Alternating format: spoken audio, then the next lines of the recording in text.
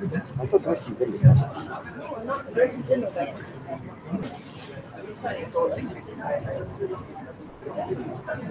Maybe the guy could be 240. Which guy? No, but he said this is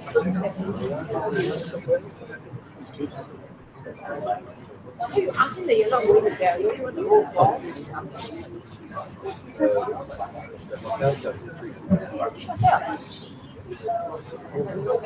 Too expensive. No, but you know you've changed your direction. You go to yeah, different. So you're not going to Yala because it's quite far. I don't go there.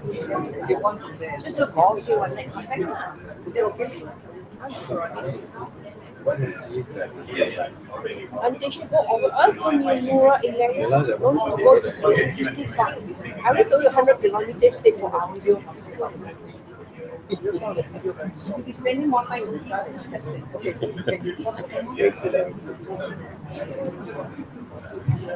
Yeah, because we can get the driver from the hotel. How you know what you know?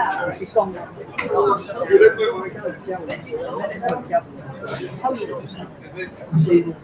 These are license. It's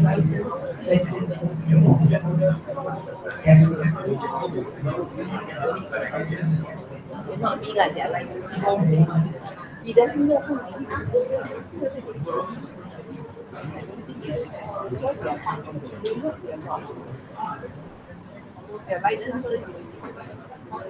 They're not got website. They are company registered.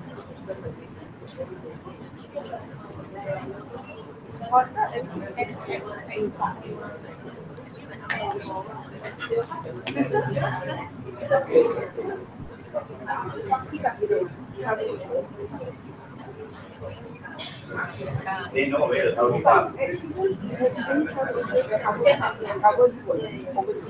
What kind of it? That's why you buy insurance. You sit in the house for back and long. Hit the kind. Travel insurance.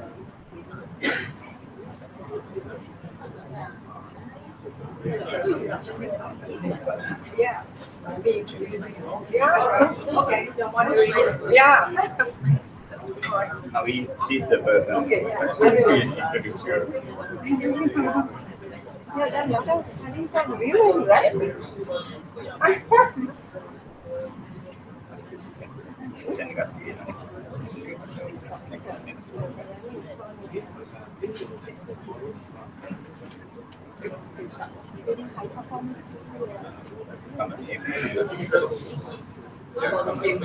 It's the same life. Good question. I don't know the answer. No, I did.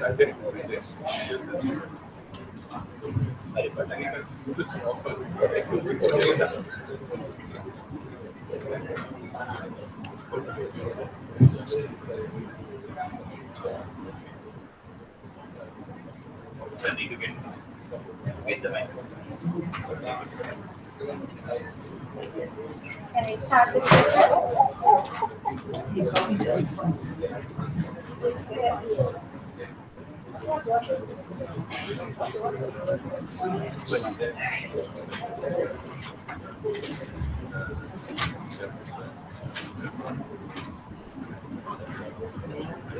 Can we start the second session?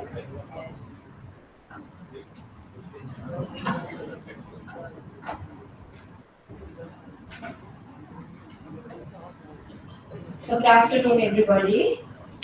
And we are moving on to the second part of this symposium. And for the second session, we'll be discussing on leading effective teams. And it's more on high performance and leadership styles. And for this, we have invited to a very eminent professor from the Civil Service College, Singapore. She's Loh Wood Tin, and she was an associate professor with the National Institute of Education and trains regularly for the Civil Service College, Singapore. She has received her doctorate in education from the University of Michigan, and has since then, she has been a lecturer, a researcher, and a professor on different subjects. And she has published several books covering the topics such as education, leadership, management, and also there's one very popular book that's on To Empower, Be Empowered, that is in 2005 she has published, and also Successful Women in Singapore, Issues, Problems and Challenges. And also there's another publication that's on Developing Executive Skills. And from all these, you can understand she's with diverse skills and also the subjects that she has specialized. Her research areas includes women in leadership, learning styles, mentoring, and motivation. How interesting all these subjects are. And also, she's a trainer, she's a lecturer, and because of that, she conducts workshops for public and private organizations in various countries, and in on human resource management. And also, she has worked as a keynote speaker for several international symposiums and conferences. So with all this, I'm proud to introduce her, and also with that brief note on her, I'm sure I have missed a lot when I introduce her. So with that brief note, let me invite Professor Ting to speak about leading effective teams. Over to you, Professor. Thank you. Thank you. I know it's after lunch, some of you may fall asleep, so it's okay. I'm very honored, I'm very thankful to be in Sri Lanka. This is my second time in Sri Lanka. The first time I remember only candy and the truth, and the second time now. And when I got the itinerary, sent to me, I told myself, I will not climb this. This is too much, 1,200 steps, I will not climb. But when I went there that day, the entrance fee was something like $30 US. Now if I pay $30 US, I better climb, right? Now anyway, I told myself I won't climb. Even with $30 US, I will not climb. So when I went to this place, there was one young man there, keep on saying, I hold your hand, I hold your hand. And so I let him hold my hand all the way up to the top. I made it up to the top. I'm very glad I made it, okay?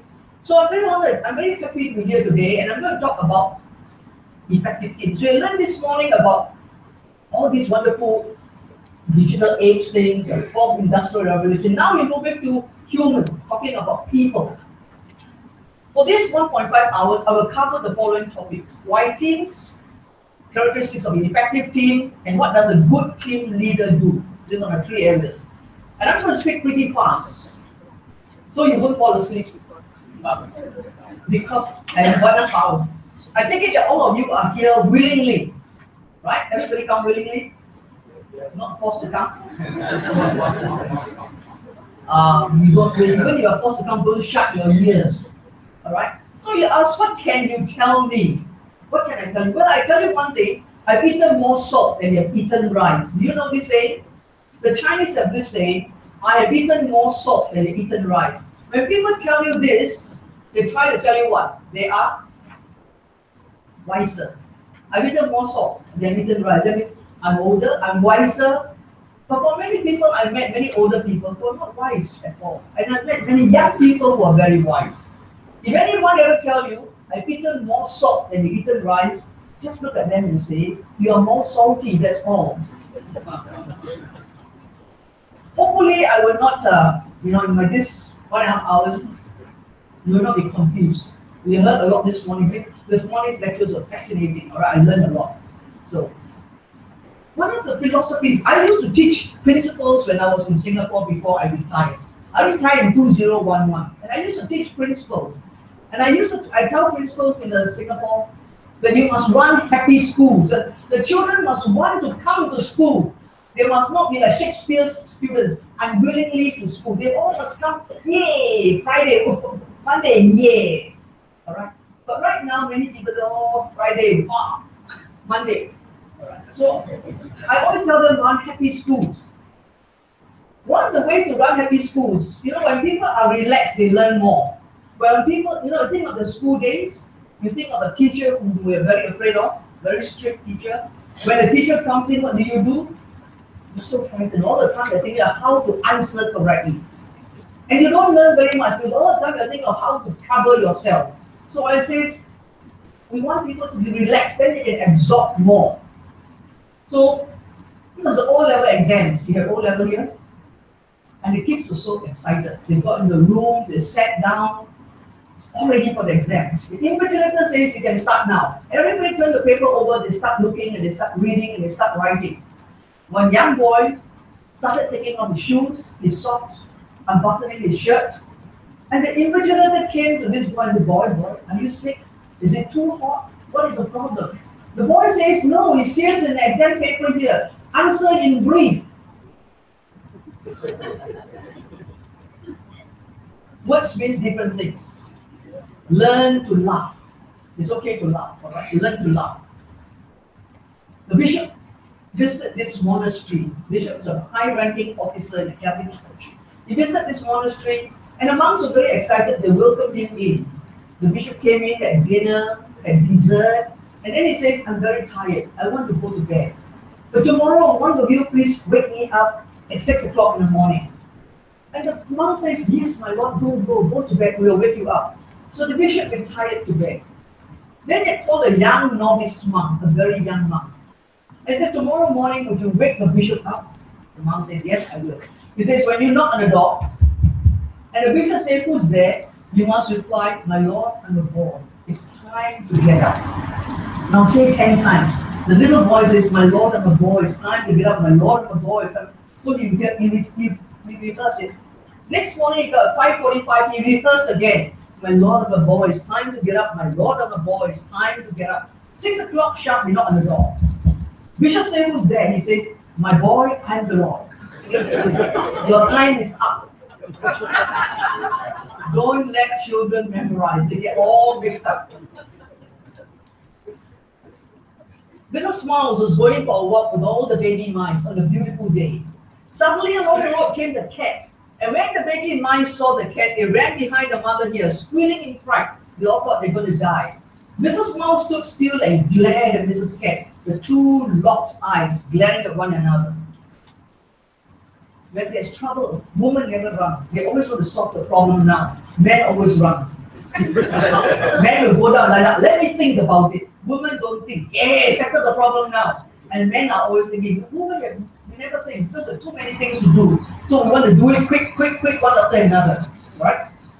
When a TV breaks down, you bring your husband to the shop. Buy this one, very good. He says what? Let me look at the catalog. And your movies one by one go and look at the catalog.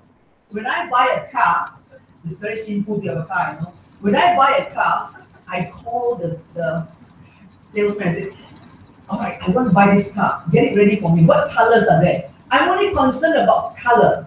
Whereas men, when they buy a car, they test drive one model to another model. And after many test drive, then they buy. For me, I buy based on color. And I change the color of my car 3 times. And the salesman says, change one more time, I'm going to charge you 500. I said, okay, there's no more change. And so I'm stuck with the color now. So Mrs. Mouse stood still and glared at the cat. And just as the cat was going to jump up and eat up the whole mouse family, Mrs. Mouse let out a very loud cry. Woof, woof, woof, woof. And when the cat did this, the cat was so frightened. The cat ran away in great fear, thinking that a big dog is coming.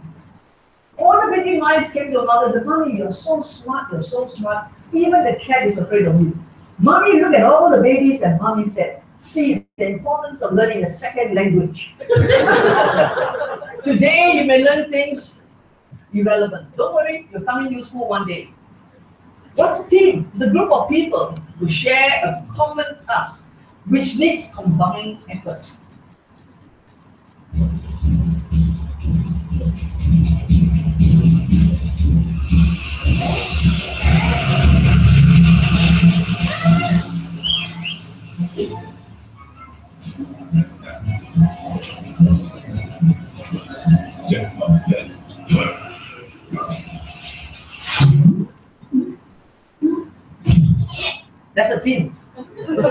combined effort. All right? It directly relates to each other to achieve shared objectives. People in a team must talk to one another because they have a common objective.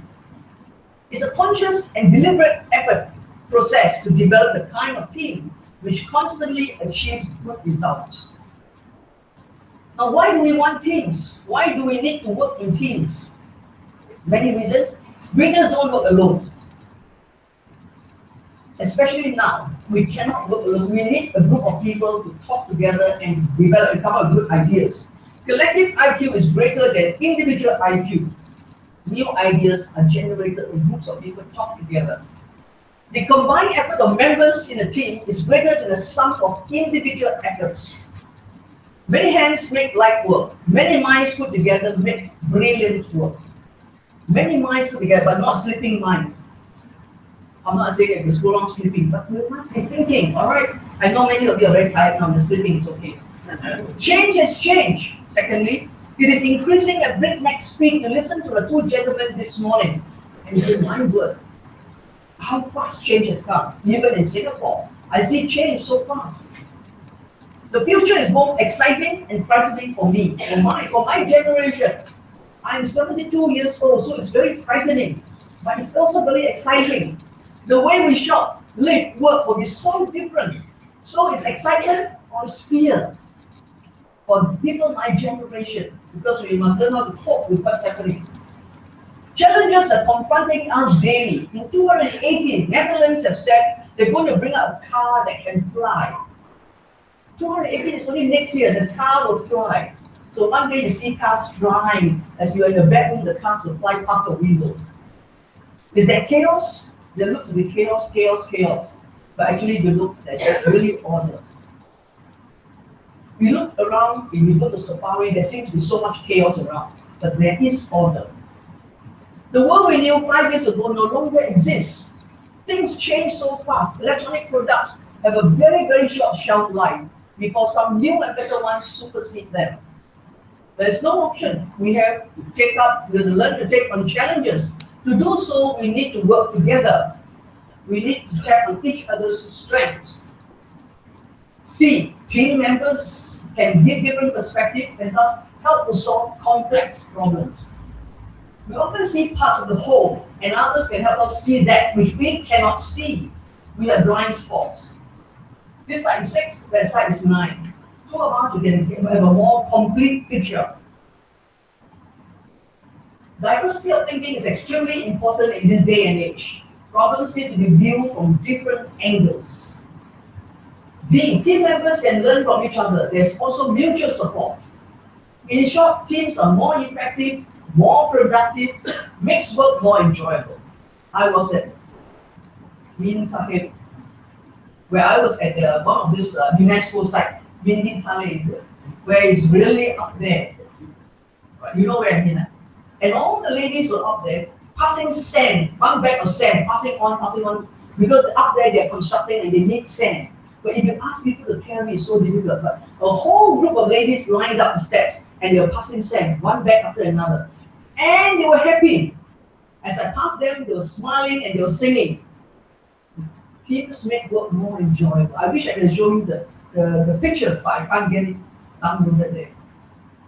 Members learn from each other. There's checks and balance. There's no check and balance here. Why do you need this camera for what? Why do you need this balcony for what? For who to walk up? Right? Why do you need this staircase like that? How do you use such a staircase? From here you will jump up to there. And very few people want to go China because why they say toilet, oh my word, you will walk all the way there. Actually, the arrow is just drawn wrongly. The toilet is just behind it, but it's not as if it's there. We need checks and balances. We are meant to work together. People, we are meant to work together. Maximizes our strength, bringing out the best in each other, in each member. Teams provides emotional support. When things go wrong, we can help each other. People support each other. Mother Teresa said, you can do what I cannot do. I can do what you cannot do. Together we can do great things. Alone we can't, but together we can do great things. When each person does the job that is best for him, everybody wins. No time for questions, right? 3. What are the characteristics of an effective team? Let me list a few. Clarity of purpose. They know why they exist. Why do we have this team? What is our job? Many teams know what they must do. They know how to do it, but they do not know why they need to do it. So why is very important. 2. Team members are committed to achieving goals. 3. There's open communication, lots of discussion. Members are comfortable with each other. They're not afraid to express feelings too. Trust is crucial. When there's trust, there's no fear of conflict.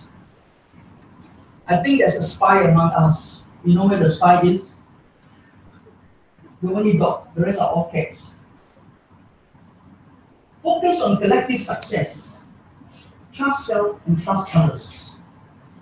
Greatness is not in us, but through us. 4. Ideas are shared openly. There's no cloud of secrecy. There's no such thing as I want to let you know, but ideas are shared. Each is committed to do their part, and is accountable to meet targets set along the way. Goals are clear and demanding. Expectations, rules are clearly set by members, not by the team leader. Each knows how to work towards targets, and if help is needed, is always there. They're supporting one another, teamwork. Workable is interdependent, and cooperation is essential.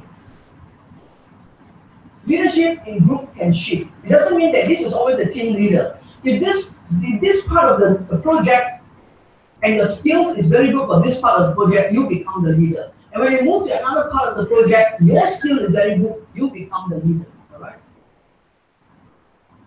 Now, lessons from leaders who lack effective teams. What do they do? I want you to think of a great leader you have worked with. What does she or he do? What was impressive about the way she or he led? Talk to one another. Think of such a person and I'll give you not 5 minutes, 3 minutes, talk to one another. Think of such a leader. What does he do? What does she do? What was impressive about the way she or he led?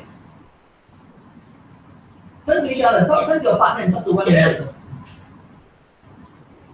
So they won't fall asleep. You're not comfortable talking to each other. This is called, you can talk now, legalized talking time.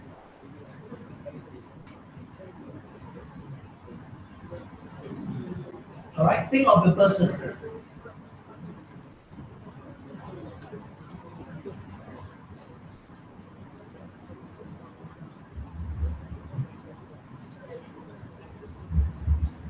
All right, anyone to tell me? Give me something. Tell me something about the great leader you work with. Shout something up. Anyone? Tell me one characteristic of a great leader. Somebody whom you work with, you really think is great. Social network. Huh? Social network. Social. Oh, they've got good social network. Okay. What else? Thank you. Anyone else? Thank you. Anyone else? Say that. Straightforward. Yes. Come on. Say that again. Okay. Good problem solver. Anyone else? Yeah. I don't think I see the very high student. Okay. Example is that the rule that the Aadhaar and Okay. Good. Okay. You know what they are, right? You know what those characteristics. Have you put to practice what you learned from him or her? Now that you are a leader, do you have big social network? Are you straightforward? Have you learned from your leader, the one who was leading you? Now think of the worst leader you had. What was she or he like? List some of his or her negative traits. Think of the worst leader. What was he or she like? Tell me something. Tell me something. Anyone? Yeah? Spending too much time? Oh, all right. Spending too much time on meetings. Yes. Meetings are a waste of time. Meetings are leaders who want people to look at them, and so they call them. They're so bored, and so they call a whole lot of people and focus on them. Yes. All right. Too much time spent on meetings. What else? What else? Never delegate. Okay. All right. Now you rate yourself on the negative traits you listed. Rate yourself from 1 to 5. If one of the traits is she never listens or he never listens, so 1 is never listen, 5 is always listen. How do you rate yourself? How do you rate yourself? Reflect, reflect, reflect. Okay? You're thinking of all the worst traits, the worst leader. This is what the worst leader looks like. Now you, are you like that? Or are you quite different? The leader's 3 core responsibilities: achieving the task, building and managing the team, developing the individual. This is a leader's responsibility. All right? The task we got: build the team, develop individual. We're going to spend some time talking about developing the individual. Build, develop members. See the potential that people don't see in themselves and draw out the potential. Many of the people who work with you do not know their gifts, do not know the potential they have. And if you see them, it's your job to draw it out of them. Right? Lee Hock, the one who came up with the Visa card, says, if you want to lead, invest at least 40% of the time in leading yourself. Lead yourself. So as a leader, you need to lead yourself. Keep learning about yourself. Great leadership starts with self-leadership. So characteristics of great leadership starts with self-leadership. Leaders need to be aware of themselves. They need to know their bias, their strengths, their weaknesses. Leaders need to know about this. Do you know your gifts, your capabilities, and your limitations? Do you know? Do you know what are your gifts? Do you know what you're good in? What you're good at? Do you know your limitations? Do you use your gifts and capabilities in the workplace? Do you use them to serve others? Parker Palmer, a management guru, says, a leader has an unusual degree of power to create the conditions under which other people must live. Conditions that can be illuminating as heaven. Your department can be so wonderful because you are the leader. Your department is illuminating as heaven or as shadowy as hell. So think of your department. What is it like? Are people coming to your department so happy or they're so frightened? Are you the type to do as you are told or else? Are you the type of leaders? The command and control? Look at the whole person.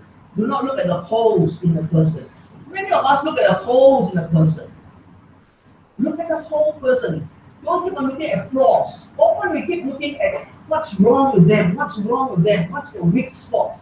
Look at the whole person. I want to talk about 5 shadows of leadership. It's in your notes. 5 shadows of leadership. Okay? Parker Palmer talks about them. He calls it the monsters that create shadows. The first shadow of leadership is a leader who is insecure about his identity and his worth. An insecure leader. Those who are insecure create settings that deprive other people of their identities. Because you're insecure, it's all about me. Alright, you deprive others. 2, the belief that the universe is a battleground is hostile to human interests. That's the second shadow. This whole place is a battleground, alright? The words we use, if you think of the words you use, are all images of warfare. You do not realize this. These are some of the words you use. In a newspaper in Canada, the mayor of Edmonton in Canada says, I have used all the weapons in the arsenal and I have no more bullets left. And here he was talking about a problem relating to teenage drug addicts. I have used all the weapons in the arsenal and I have no more bullets left. He was using words of warfare while talking about teenage drug problem. Words we use. Alright? It's always about doing. Cover our back. I don't know, we use this words in Sri Lanka, but in Singapore, let's cover our backside, cover your backside, so that you won't get fired, you won't get scolded. Gun him down. Give me some ammunition to whack him. Wins and losses, tactics and strategies, and then bullets. Instead of point 1, point 2, point 3, point 4, bullet 1, bullet 2, bullet 3, bullet 4. All this we use unconsciously. These are words of warfare that we use. Right? You're thinking that the world is a battleground. Monday I must go to the office. No, I must go to do my battle in the office. Self-fulfilling prophecy, and the world becomes as we see it. Some of the greatest pain we cause as leaders are unintentional. I don't think we are intentionally want to cause pain, but sometimes unintentionally we cause a lot of pain to people. 3 is functional atheism. This one is very common. Functional atheism means is a belief that everything rests with us. If something is to be done properly, only I can do it. Are you such a leader? Only I can do it. The others cannot be trusted. If you are such a leader, you are a functional atheist. What happens? This creates a lot of bottlenecks because only I can do it. Work cannot move forward because of a leader who is functional atheism. Only my work is perfect. Everybody's. I used to work for a person. Every piece of paper you write must go to him and he must check. And he must correct. And he must use a red pen. And he must correct. And then you send it back to you. And then you send it properly done. And he has to look a second time. That's functional atheism. If the paper is not important, why must he spend so much time correcting? So the result is that my boss stayed in the office till 9 o'clock every night. And I look at him as a poor man. Why do you have to do this? So it comes to a stage where I say, I just like any old how. Because you will correct it anyway. So everybody said, oh, just hand it up, never mind, he will correct it. So we just write it and he just correct. He spent all his time, all the paper that comes with a red in color. Functional atheism. If you are like this, it's taking a lot of time. You don't have time for that. 4, fear of natural chaos of life. We try to eliminate all chaos, no messiness, etc. So we drop lots of rules, rigidity, SOPs, a lot of such things. I went to this is in Bangkok. I went there to look at this thing, the train.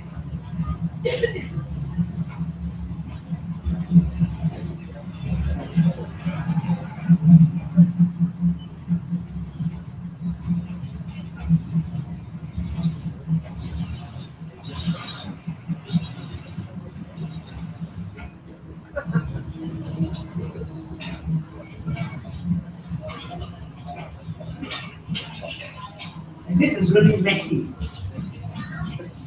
And the Thais can take it. Singaporeans will never be able to do this. But the Thais can take it as part of life. But this, because they're so messy, and because it's, history, I went to see, lots of tourists go there. So it may be a lot of inconvenience to the storeholders to keep and to bring it. I don't know how many times the train goes a day, but they have to keep and they take it up. But because of this, a lot of tourists go. And it's on one of those places that you want to see when you go to Bangkok. And so everybody's taking photographs, taking videos of this one, as of the hawkers there, and people who sell food there. They actually benefit in a way. All right, it's a win-win. 4, denial of death. All things must die. There's no such thing as no death. All things must die. Some leaders keep resuscitating things that are dead, projects that are dead. They kept on giving it more money. Good support system. But if they're dead, they're dead. Pull the plug. Something is not working, pull the plug. Don't keep putting in more resources, send more people to work on it. If it's a white elephant, throw it away. Don't pour more money, more resources into it. Dare to abandon. Abandon. If you go to Pizza Hut, you get 1 bowl for salad. And some people are very clever, they pile up cucumber, pineapple, they pile it all the way up. And in the center, there's 1 bowl, you can put in some more things. But can you ever go back to a table to eat? One shake, the whole thing will collapse. So also in our life, if you just keep piling projects and keep piling work on you, you cannot do it. You cannot do a good job. Your life, you might get sick. Something will happen to you. So also the same way, do not keep piling things. There are some people in the department who are very good workers. They are excellent. We have a saying in Singapore, don't quit I cannot remember the saying, but anyway, many people, many bosses, many leaders, when they have a good worker, they keep giving work to the good worker because the good worker will deliver. And so the good worker keep on getting work, and the one who's not so good sit right there and enjoy themselves. And the one who's very good work until they want to collapse. And the bosses still give it to them because they can be trusted. They will deliver. You know this, right? You're all nodding your head. If you are this our boss, please. If you have people in the department who are just shaking their legs and not doing so much, give them the work. Monitor them. Make sure they deliver. Keep pushing them. Do not keep giving the one who has a lot of work, more work and more work. What are some things you're doing now that you should stop? Do you know? These things don't value add. There are some things that you're doing as a leader that don't value add.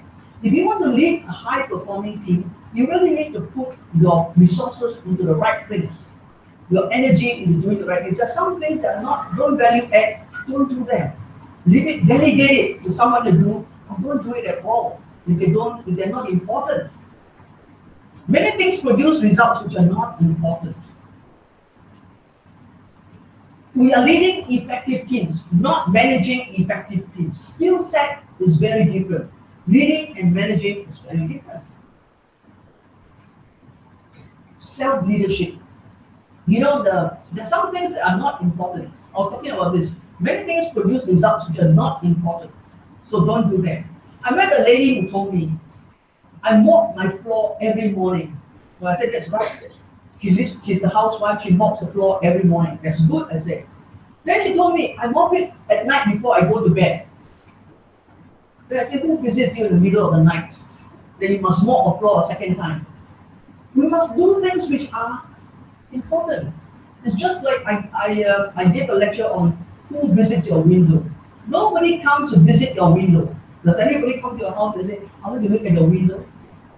Yet many people spend a lot of time cleaning windows. They spend hours weekend cleaning all the windows. Do we need to clean all the windows every week? All right? Self-leadership. We need to look at your self-leadership. Clarity of task. Now I'm talking clarity of task. Leaders know why the team is doing what they are doing. They also know what must be achieved. Together with the team, they work on the how it can be done. The team together work on how, not the leader comes up with ideas of how it can be done.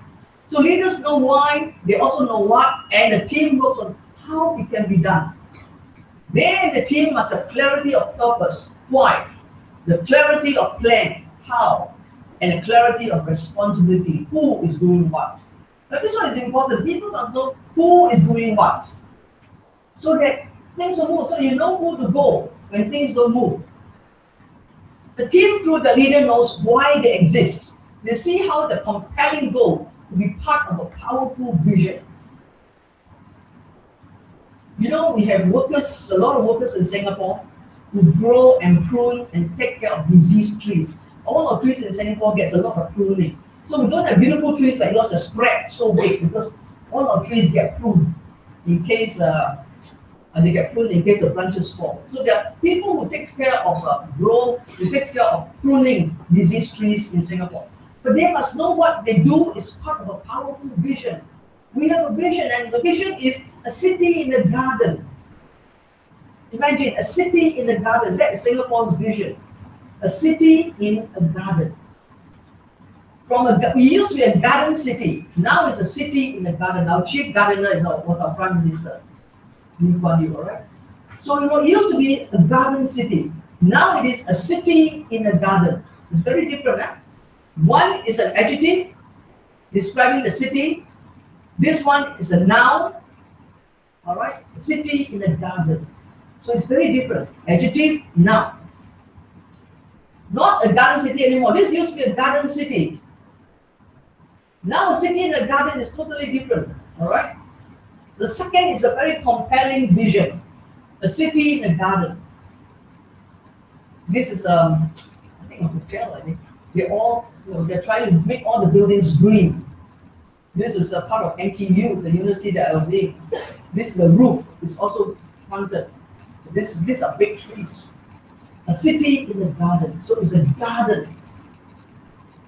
Singapore River is the second example. The Singapore River used to be very dirty.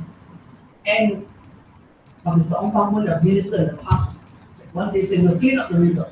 We want to see fish in the river because it's so dirty now. We want to see the river teeming with fish, lots of fish. And so in the 60s and 70s, the Singapore River was filthy. Look at the Singapore River. It was dirty, very dirty. People throw things, dirty. All right, lots of bumboats. These are boats that bring in the goods. And so they say, we want to clean Singapore River. So there's a vision. The vision is you have a Singapore River with fish in it. The fish can live in the river. The fish will multiply in the river. That's a vision. The current reality was the river was very dirty.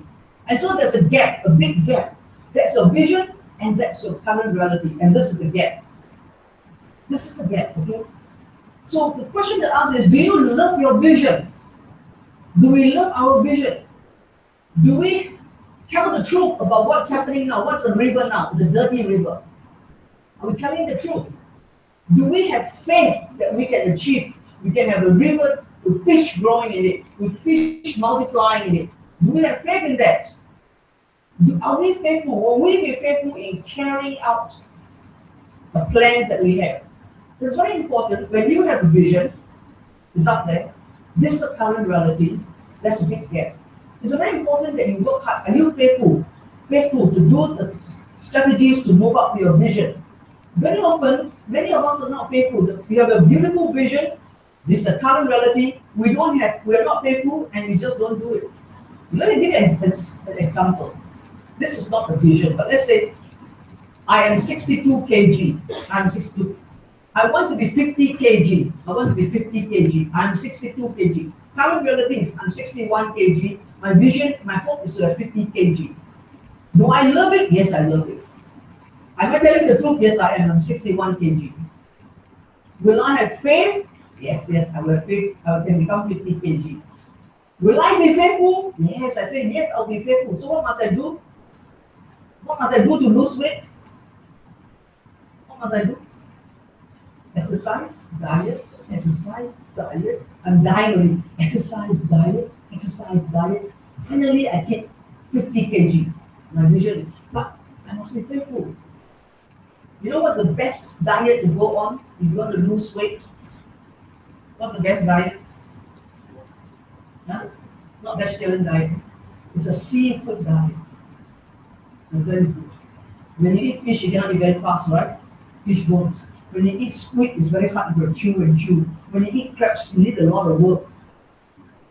You can't grow fat on seafood. No. Seafood means see the food. Not a seafood. You just got to look, see the food, and then you don't eat, you just see only. Seafood diet, okay? So here I am, let's go back to my 50 kg and 62 kg. And so if I go diet, exercise diet, I go there. But many of us say, oh, come on, 50 kg is too much, too difficult. After all, I'm 72 years old, never mind. Let's be 53 kg. Never mind, I'm so old already, 55 kg.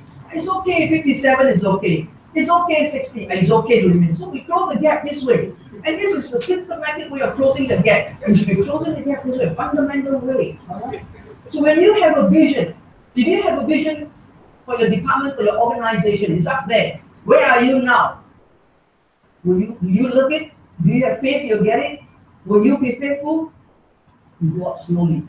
And that's how you get a vision. Singapore River, we want it with fish. It's very dirty now. Do we love it? Yes. Do we have faith we'll get it? Yes. Are we faithful? Yes. They went the strategy one by one. All right, let's see what they do. So the work to clean the river started. All right, then clearing the bumboats. They must get rid of all these bumboats. The bumboats bring in, and they bring a lot of rubbish and a lot of, they dirty the river too. So we got rid of it. And now this is Singapore River. The river today, dining by the river, Singapore River Festival. You have water, you have dragon boat race, you have people paddling. water activities on the river, and there's fish in the river. We cannot allow fishing. All right? There's fish. So this is Singapore. So it is how the gap is closed. We cannot have a winning team if members don't know the vision, don't know the purpose. The work can be so mundane like pruning trees, but if they can see the powerful vision, that makes all the difference. People must see the vision. And Service Masters, a company that cleans hospitals, cleaning company from America. They clean the hospitals, they clean schools, and they tell me that whatever we clean will be really, really clean. You can never find a dirty hospital. All the hospitals we clean are very clean. And I asked them, how come? Why is it that we can achieve this? They said, we tell every worker the importance of cleanliness. If you're cleaning the hospital from one ward to the next ward, if they're not clean, they will bring the germs from this ward to the next ward. So we tell them it is very important that they do their work properly and they clean the place properly. So they have this compelling vision. How can they achieve their goals? Team members discuss and set targets with dates. The plan is created by the team and they are committed to the plan. The plan is created by the team, not the leader. Discussion, etc. This may take a lot of time. You say, oh, there's no time, talking, call a meeting and talk, we do nothing but talk. It is easier to send a directive down. But will people own the project if you send a directive down? If you send a command down, and will people own the project? No, it's your project, not their project. But if you talk about it, people will own the project. Rousseau, I like this quotation very much. Rousseau in the book Emile says, to waste time is to gain time. To waste time is to gain time. You may waste time talking, but you actually gain a lot of time. You see? Because when we talk, we understand. We waste. It looks like as if we're wasting time, but we actually gain time. Many people have gone on doing the wrong things because they did not think through, they did not talk about it, they just rush and do it, and they have done it wrongly.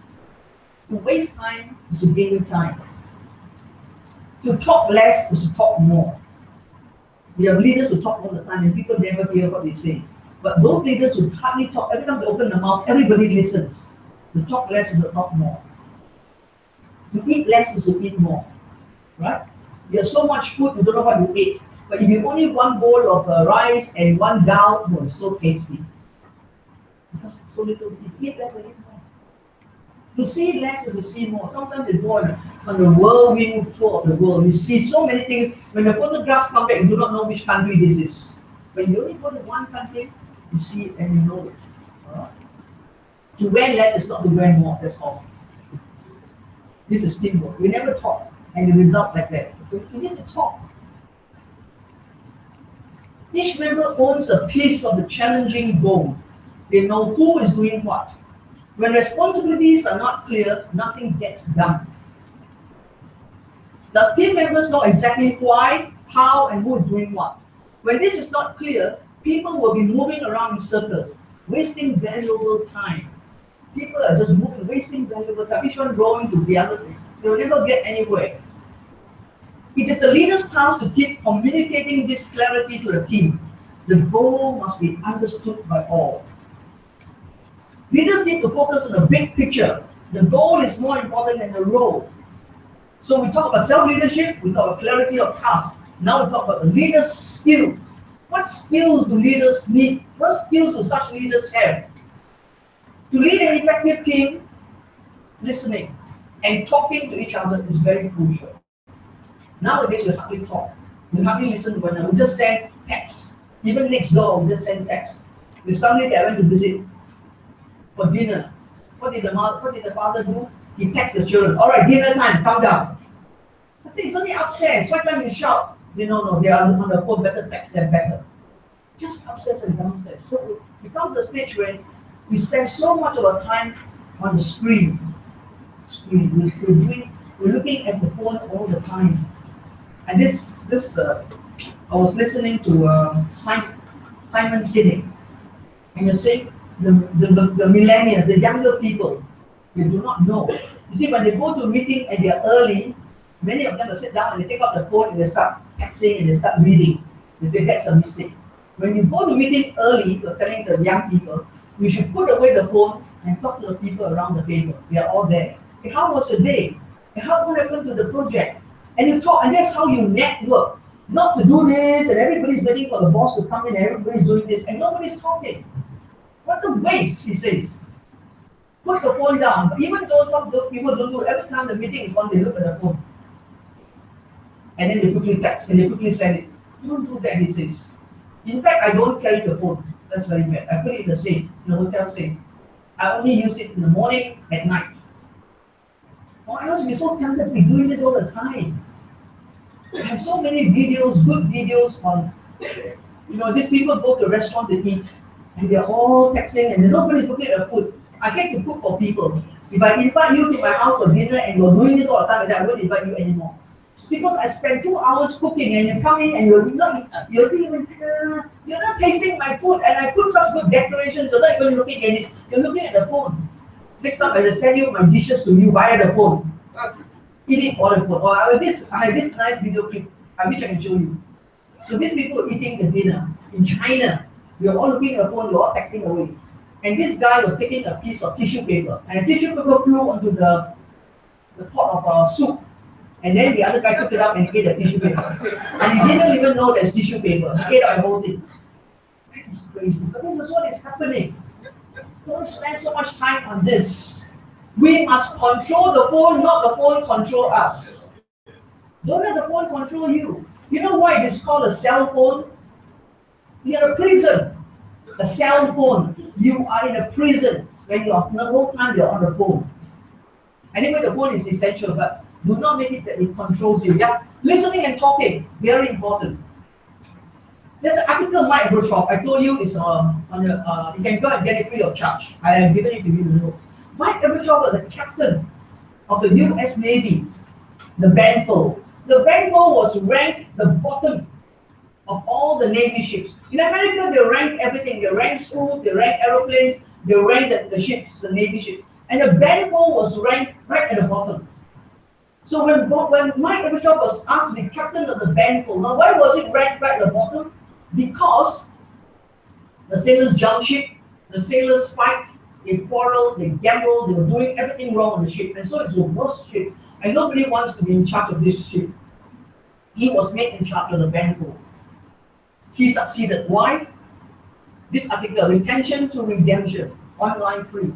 Go and read it. It's a very good article. I give it to you, all right? You can get it free, yeah? It's written 2 books. At least I know. The first book is your ship. It's not my ship, it's your ship. Okay? Mike Ebershoff said the only way to achieve my goal was to make my people grow. It worked. To make my people grow. When you develop your people and they know that you're developing them, they know that you are interested in them, they'll be interested in you too. That's important. Very often we are not interested in people. We must be interested in the people who work with us. When Mike Ebershoff went to take over the ship, the Banfield, the last captain was coming down, relieved of his duty, and he was climbing down the ship, and he was waiting, there was a boat waiting for him. The sailors on top on the ship jeered. They were jeering, they were booing him. And here is the new captain coming to take over the ship. Imagine that. It's not easy. When he left the ship, the sailors teared, they cried. What actions did he take? He listened. It's difficult to listen. Are you listening? Are you listening to me now? Are you listening? Sure? All right. Follow my instructions. Put your hands up. Follow my instructions. Not up like that, just up like that. When I say 1, 2, 3, go, clap, you clap your hands. You understand? So when I say 1, 2, 3, go, you clap your hands. You understand? Follow my instructions. So when I say 1, 2, 3, go, you clap your hands. All of you understand? Ready? 1, 2, 3.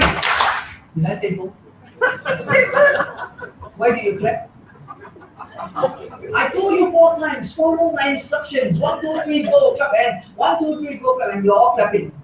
Now what is the learning from this? What is the learning? What is the learning? What? You want to blame me too? Because I clapped, so you are blaming me? What is the learning? You do not listen. Monkey see, monkey do, right? Actions speak louder than words. If you tell your people, stop doing this, and you do it, they'll do it. If you tell your children, don't smoke, it's bad for you, don't smoke, and you go and smoke, they will smoke. Monkey see, monkey do. Alright? Remember, actions speak louder than words. Yeah? So Mike Gorbachev, listen. Communication that is focused on giving rather than getting takes the team to a whole new level. He listened to give.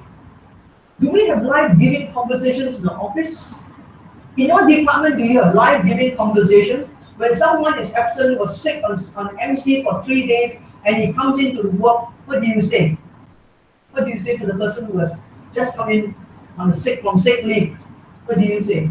How was the holiday? That's bad. That is live giving conversation. You ask, how is it? What's wrong? Are you okay now? Are you better now? Live giving conversations, all right? Not live giving conversations. Many times bosses open their mouth with scold. They open their mouth with scold. In Singapore, many of us have domestic helpers from Sri Lanka, from India, from Myanmar, from many countries. Many employers scold all the time. They look at the wholes of the domestic helper, not the whole person. And that is why there's a lot of problem with domestic helpers. The problem really lies with employers. The way they look at the domestic helper. My first step, Mike Gorbachev says, was rejecting the 225-year-old US Navy way of running things. I don't want to of course it's very brave. In Singapore, I don't think we can do it. We have a rule to follow, but he says, I'm not going to follow those rules. I chuck those rules away. All right? He listened to everyone. I vow to treat every encounter with every person on the ship as the most important thing in the world at that moment. It wasn't easy. It wasn't easy to listen. To listening is not easy. When his predecessor left the ship, the sailors jeered, they booed. When he left the ship, the sailors teared, they cried. Because he did so much for them. He developed the sailors. He helped them to study, to do the SAT. And many of them moved on to go to college. He helped them, he developed them in so many ways. Everyone in the team is important, and they need to know that. All have a place where they add the most value. Don't tell anyone that she or he is not adding value to the team. Do not criticize or scold in front of others.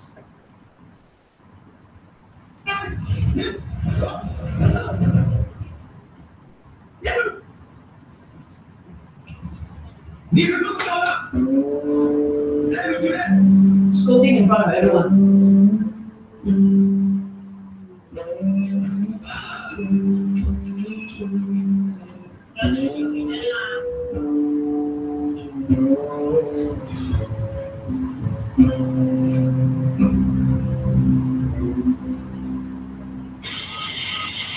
The next morning was a national day, Korea and China.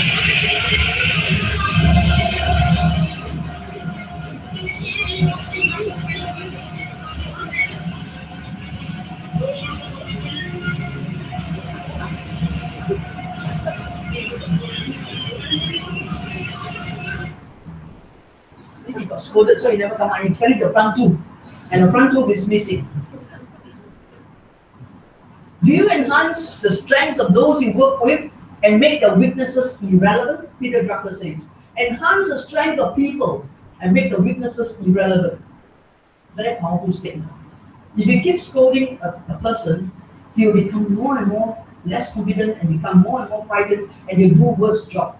But if you enhance the strength, you look at the strength and enhance the strength and tell them their strength, you become more confident. And as they become more confident, their weaknesses will slowly disappear. Confidence is very important. Whole of life is about people, it's about getting along with people, people you live with, people you work with. So what's so important about relationship? What's so important about working with people, relationship with people? Sometimes you ask, how come this department has the quality of results of this department is so good? Why is it that this department has such good result? It's because the quality of actions they take, Q is quality, the quality of actions they take is very good. And you ask yourself, how come they have such good quality of actions? It's because the quality of collective thinking, the quality of the team's thinking, of the group's thinking is very good. Collective thinking is You know, I'm not afraid to tell you you're wrong. I think I don't agree with you. I think you're wrong, but it's okay. You listen to my view. In many, many department meetings, sometimes when the boss tells something is wrong, you know it doesn't work, but nobody says it. Everybody keeps quiet and not their head. And inside they think it doesn't work. But you pretend because the boss says so. Because there's no collective thinking. But if there's collective thinking, you know, the quality of, and how come the collective thinking is so good? Because the quality of relationship in a department is so good. This is called the core theory of success. It all boils down to relationship. When the relationship in a department is very good, the thinking is excellent. I can tell you this won't work. All right? And I tell you why it won't work. But if the relationship is no good, you're not going to tell your boss this won't work. You're going to keep quiet. And because the collective thinking is so good, the actions they take is good, resulting in a good results of the department. The core theory of success. Based because of this, okay? Life is about relationship at home, workplace, and leisure. If you can't get along with people at home, the workplace, etc., there's much tension. EQ, not IQ, is a crucial factor for success in the world today. Work with people rather than them working for you. Work with people, not them working for you. Serve one another. Serve one another. If I work for you and you ask me 3 questions, then I will give you the answers. Full stop, period. But if I work with you, when you ask me the question, then I will give you the answers, and I'll also share with you that there are some other issues we need to examine. Because I work with you, I will tell you there are some issues you have not looked at, and we need to examine them. The basis of relationship is trust. Can I trust you?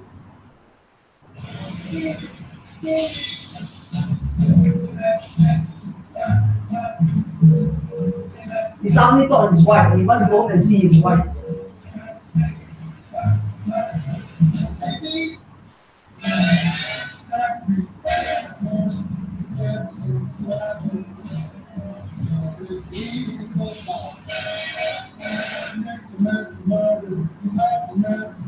A new car.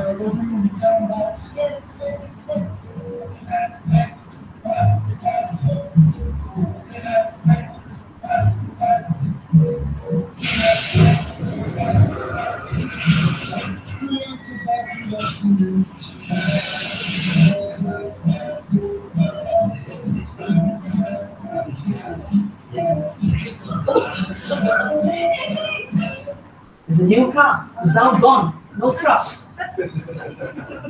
So we talk about self-leadership, we talk clarity of task, we talk leader skills, and now we talk of leader as coach. As a leader, you need to coach. As a department head, you need to coach your people. You need to coach the one who's weak. Don't you are giving work to the one who's very good and then leaving the weak one. You must coach the other person. Leaders need to coach people to work well with others. You cannot assume that people know how to work with each other. We assume too much. We often assume too much. Look at this. You know, when you go to hospitals and the pharmacists tell you what to take, many older people in Singapore they only understand dialect or Mandarin. But many of the pharmacists are English educated and many of us don't speak dialect. And so many of our older people do not understand, and all the prescription is in English, and many of them cannot read. And so they may be taking wrong. So when I always tell people, when you visit your grandfather and grandmother, check the medication they take. Look at this. My asthma. They said they'd fix it, but it didn't make any difference at all. Well, sometimes doctors make mistakes. And you need to try twice as hard to fix them. You're using your inhaler? All the time. Go through one a week. Inhaler. You sure you're using it right? Do I look like an idiot? No. Why don't you show me how your inhaler works?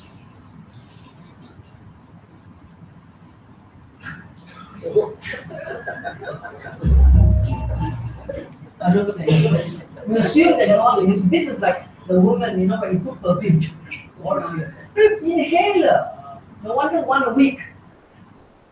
All leaders should seek to be teachers, to make the people you work with and the people who work under you the best they can possibly be. That is a fundamental responsibility of the leader in any organization, by our former head of civil service. fundamental responsibility of the leader in any organization is to coach people, to develop them.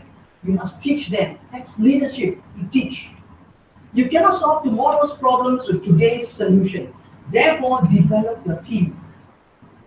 Are we prepared to work with each other? Those of us here who lead teams, do we inspire our members or do we cause them to perspire? Are they so frightened of us? Do we encourage? The magic of appreciation. This script is a bit long, so I'll stop halfway. Yeah, you can watch it at home. It's called validation. Hey, how come it goes up? Sorry, it doesn't work. Never mind. But it's quite nice. I show you.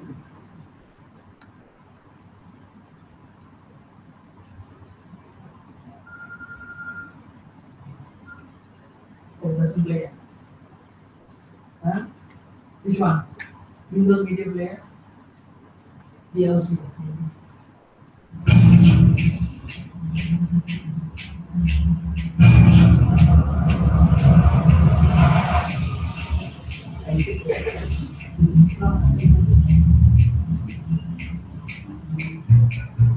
Look at this man's face.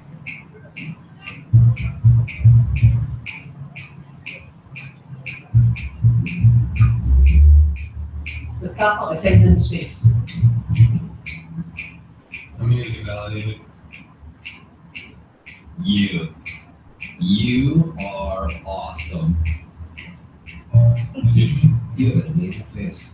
You've got powerful features, man. Anyone ever tell you that? No. Listen. Cool down. And it may seem like sometimes people don't understand you. But someday, man, someday, people are going to see you for what you really are. You really think so? Absolutely. But you are great. Look at his face. You are great, man. You have amazing cheekbones.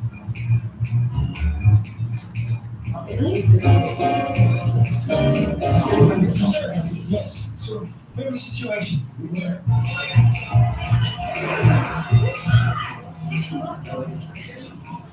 the hell's going on?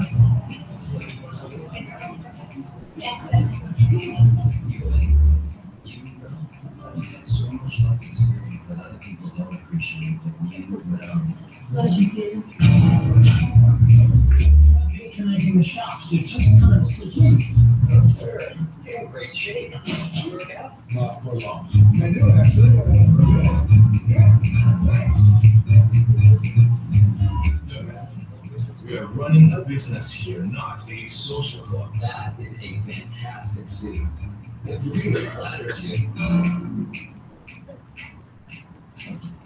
You think so?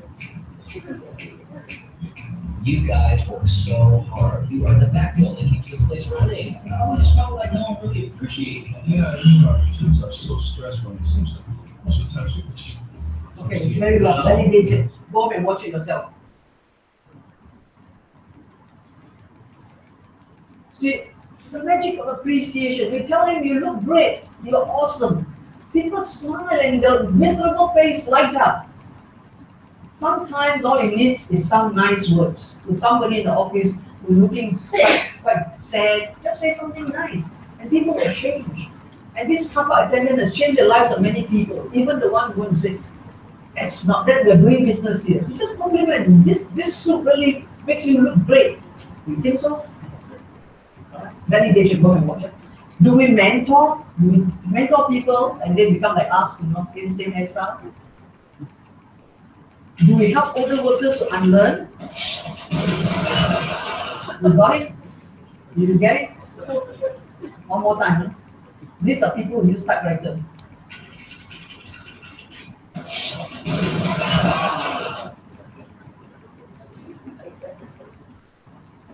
Older workers who use blank phones, the whole thing will be white. Right? Do we help them to unlearn? We need to learn from each other and to work together, or else. We need to learn and work with each other.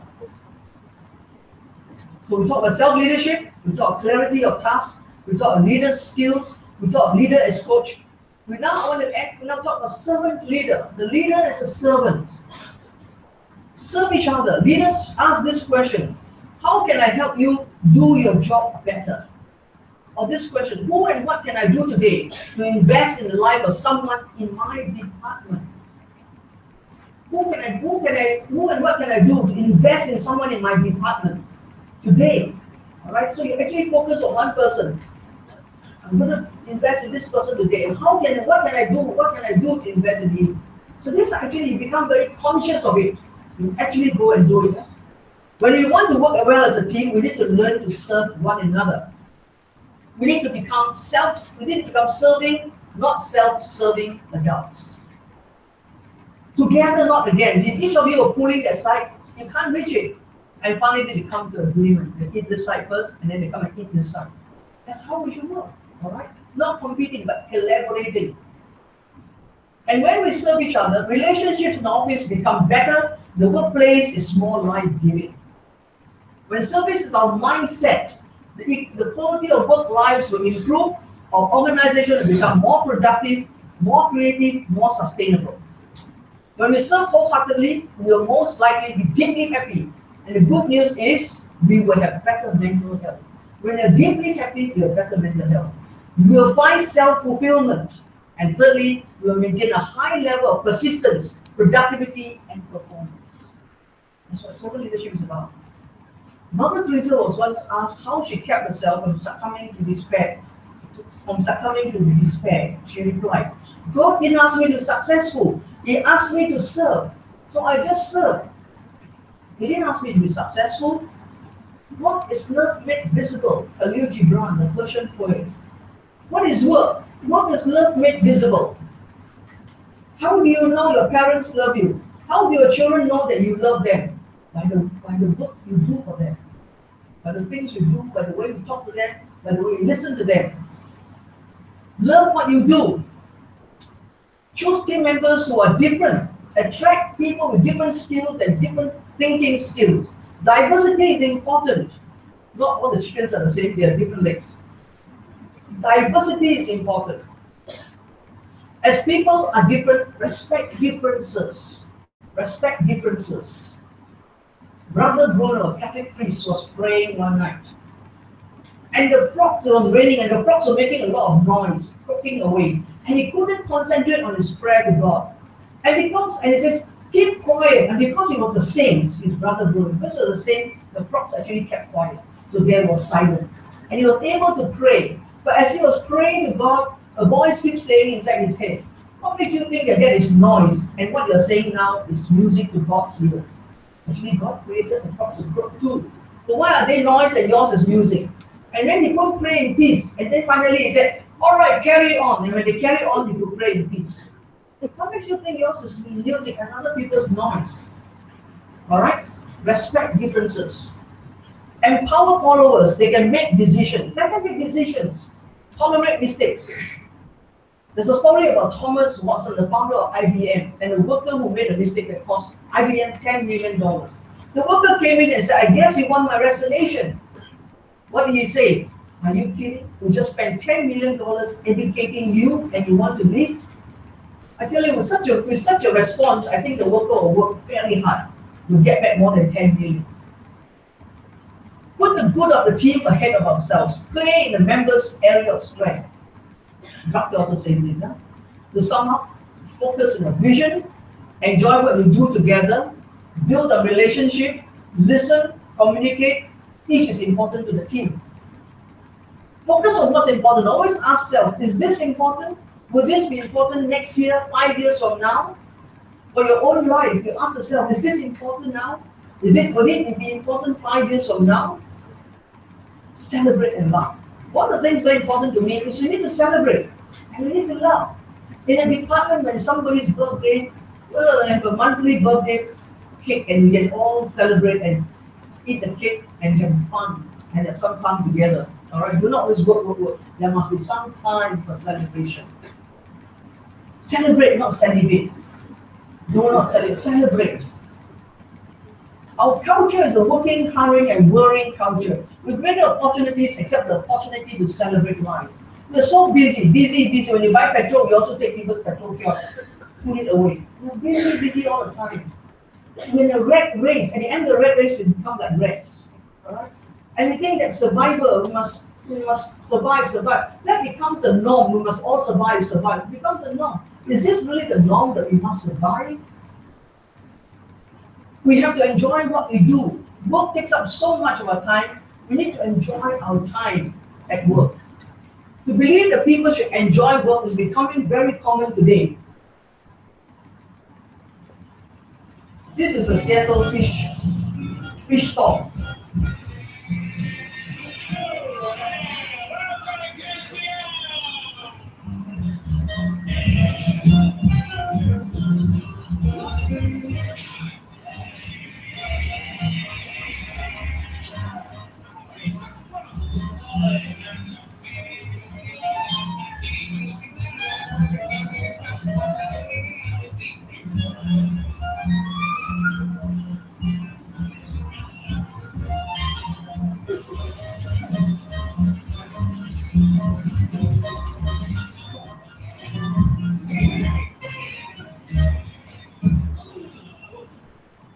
You know, they're so famous. 2 or 3 videos have been done on them, and few books have been written about them. And they've gone around the world throwing fish. We even brought them to Singapore. They were throwing fish. They came, I think, business class tickets. We paid them a lot of money to come and show us how come they're so motivated. Did you go to buy fish in a market? You see all the fish mongers? They're not smiling, they're not laughing, but these people are playing. And because of their way of work, a lot of office workers actually go to the store every day to join them, put the fish out for them, to get some energy from them. Besides enjoyment, fun will lead to higher productivity. In Singapore, we have Kishore, the man who says, you want to be more productive, have fun at work. Have fun at work. And he says this, let me read to you. Yet to achieve the serious goal of productivity, our workers need to have fun and enjoy their work. We need to have a happy Singaporean workforce. Happiness has never been a part of our national goals. It may have been seen as a distraction from our serious goal of building a strong and productive nation. For the next 50 years, if we are going to continue in our mission of building a strong and productive nation, we have to make happiness one of our core national priorities. Happiness is so important, it must be a core national priority. In Korea, they're trying to get people to come to Korea for meetings. They're making meetings fun. And here we have a policeman in India. How come it doesn't work? It worked fine yesterday.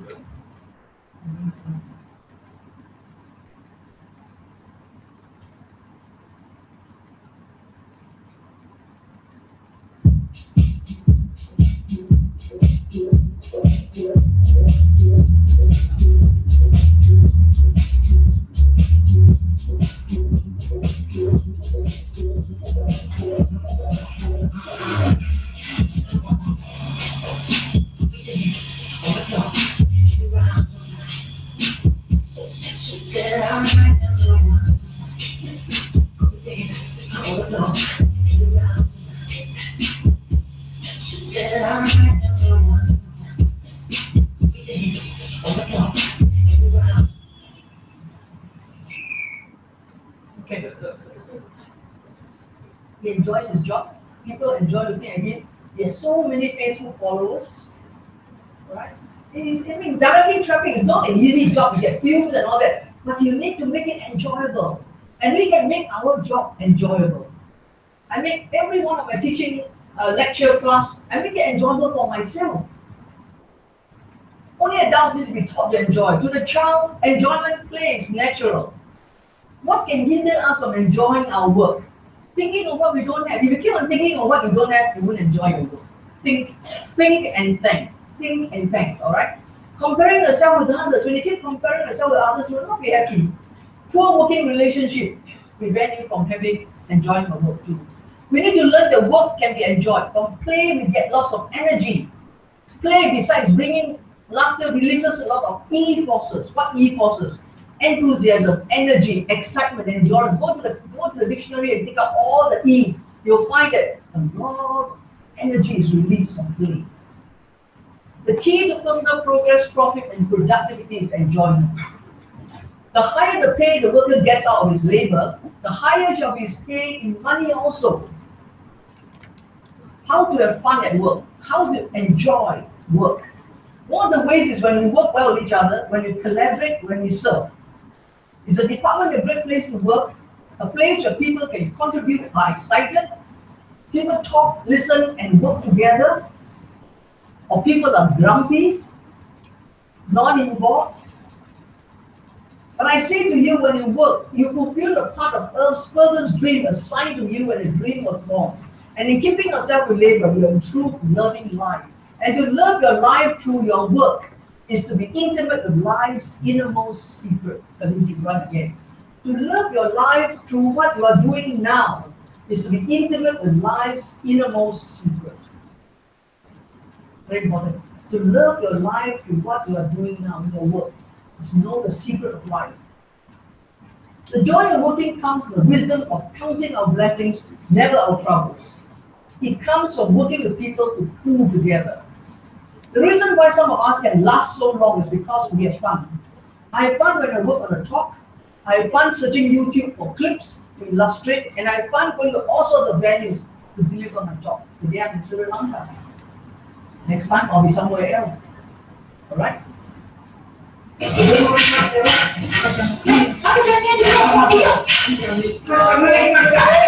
Japanese woman giving birth. The baby is born.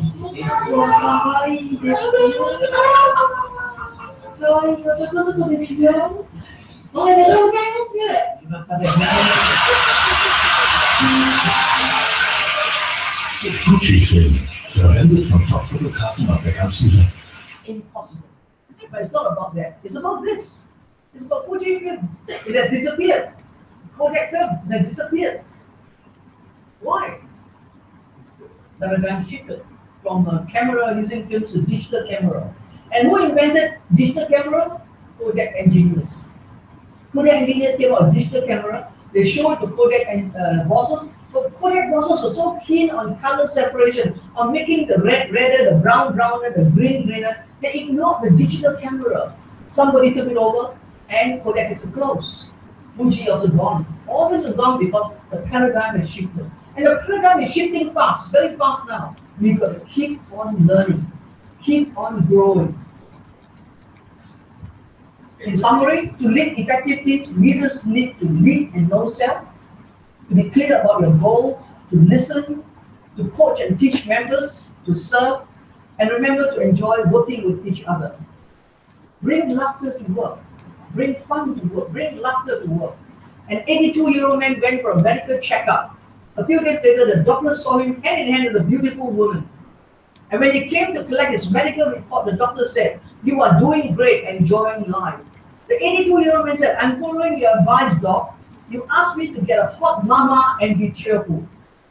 The doctor says, "No, no, no. I said you got a hot mama, be careful." Someone want to listen. The man went home after 4 years of university education in New Zealand. He joined the hospital in Kuala Lumpur, Malaya. And so when they put on his door, they put the nameplate, Tukang Urut. Tukang Urut means Masood. But he says, "I'm not a Masood. I went to university for 4 years. Change my nameplate." So the next day he came in, the nameplate was changed, indeed. He was a physiotherapist. Too long to put down physiotherapist. The Chinese known as a bar where a Jew came in and knocked in. And he said, "What you give me?" He says, "We're bombing Pearl Harbor." The Chinese man said, "Pearl Harbor is not done by the Chinese, it's done by the Japanese." And the Jew says, yeah, Japanese, Chinese, Koreans, all the same. He got up and he wept the Jew. When the Jew says, "Why you beat me?" He says, "For sinking the Titanic." The Jew says, "You ignorant chink." Chink is a bad word Chinaman. The Titanic was sunk by an iceberg, not by us. And he says, yeah, iceberg, Carlsberg, all the same. Let me conclude. It's over. Major in major things. Don't major in minor things. As you lead the department, major in major. What are the major things in the department? Do that. Don't do minor things. Who visits a window, as I said? Nobody visits a window. Why wash the windows every week? Dare to abandon. Sometimes when you go home, you're dead tired. Today, when you go home, you'll be dead tired. You know why you're dead tired today? Because you spend the day listening. Listening is very tiring. I know it. Speakers don't feel so tired. Listeners feel very tired. And sometimes it's why you sleep, I understand. Because listening is very difficult. So you'll be dead tired tonight. Sometimes you're so tired, you have no energy to go to bed, you're sleeping everywhere. Sleep in the bus, sleep everywhere. Jean, you work so hard. You don't have much time for us. I am lonely.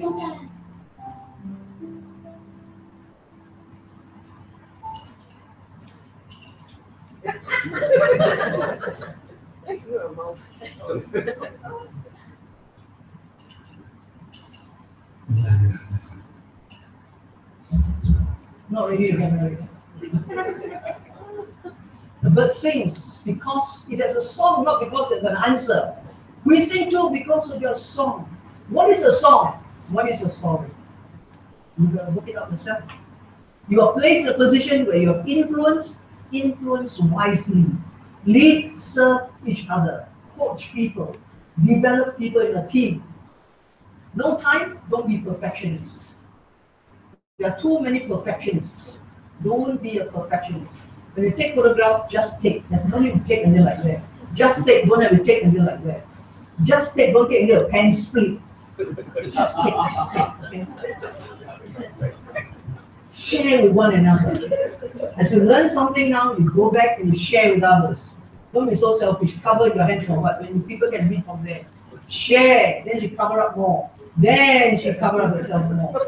But even the monkeys will laugh at us. You've been waiting for this to end. Here it comes, here it comes, here it comes. Finish. Thank you very much.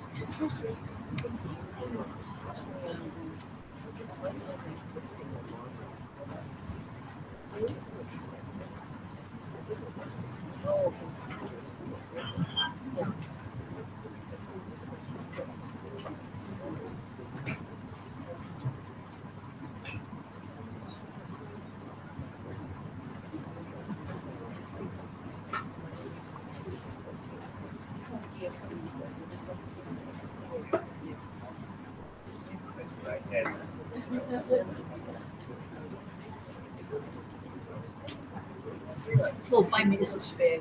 Yeah, so yeah, we look at because I cancel so many.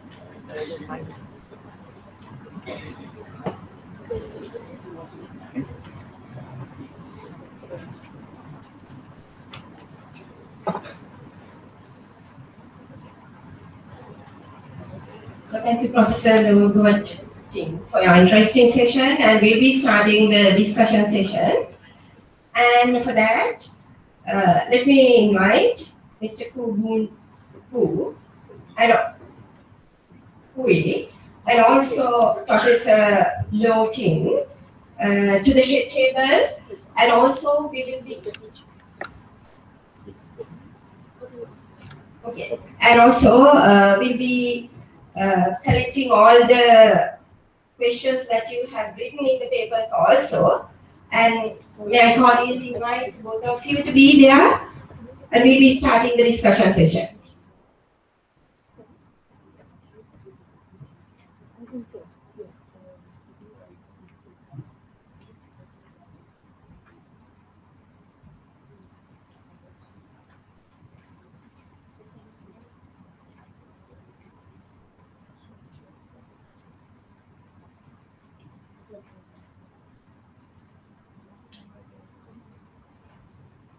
And I think,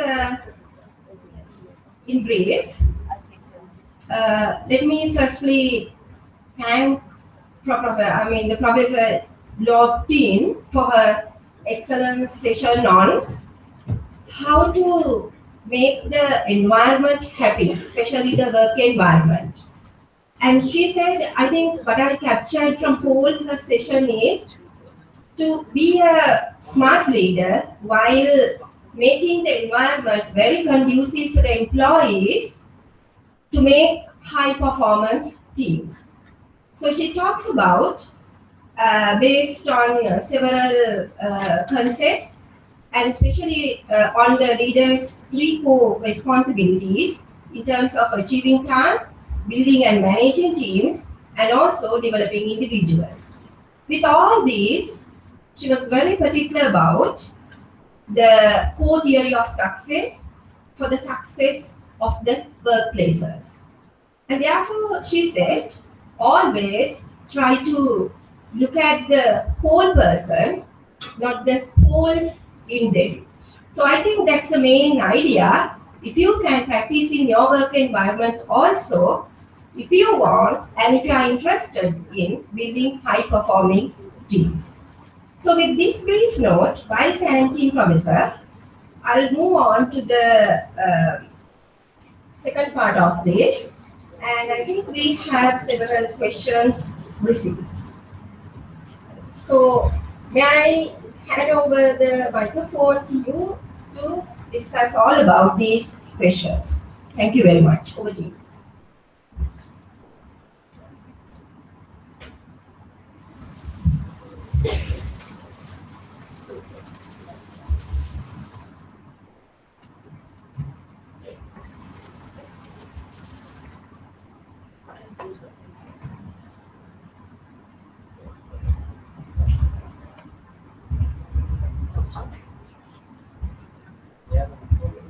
Okay, I think it's okay. I will just share the microphone.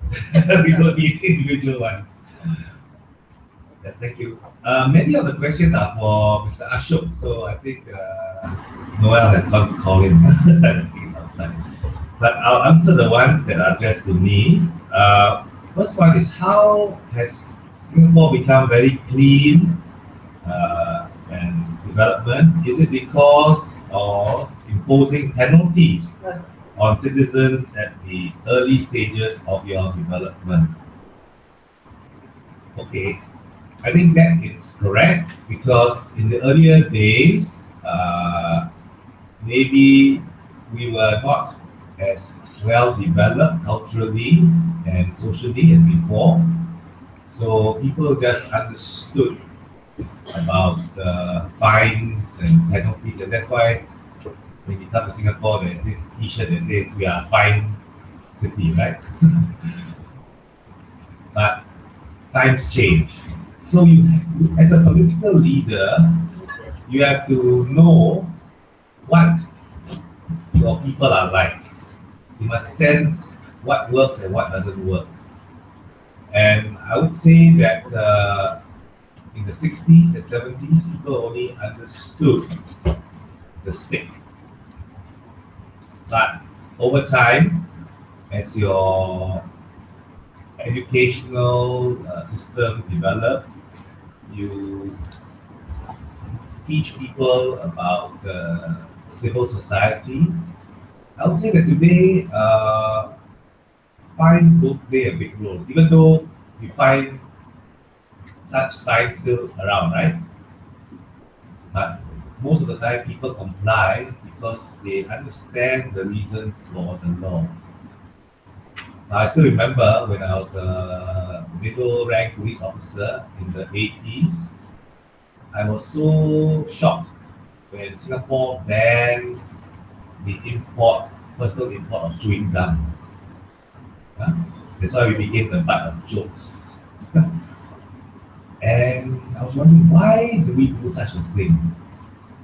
Then I realized that Mr. Lee Kuan Yew was getting reports that our mass rapid transit, the MRT trains, the tubes, they have doors that close automatically. but people were sticking chewing gum on the door. So the doors couldn't close. And then the trains were stuck in the stations. So he rationalized that our people then were not used to this great new form of transportation and were doing selfish things, not realizing that the sticking of the chewing gum would inconvenience hundreds of people on the train, right? So it's not about cleanliness. It was because our people were not educated enough.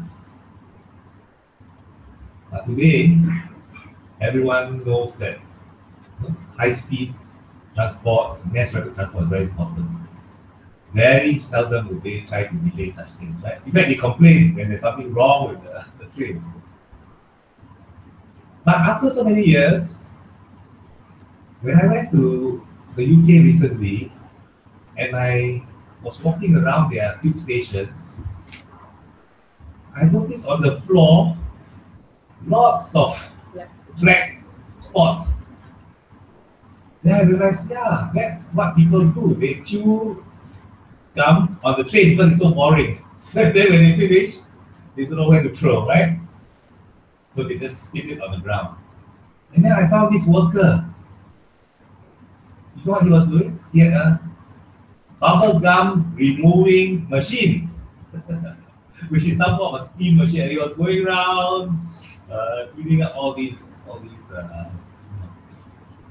Now in Hong Kong, very sad. What did I see? I see old men and old women. Of course, they don't have this machine. They were on their knees, scraping chewing gum off the pavement. And old women, usually in the shopping centers where you have some beautiful marble floors. You know?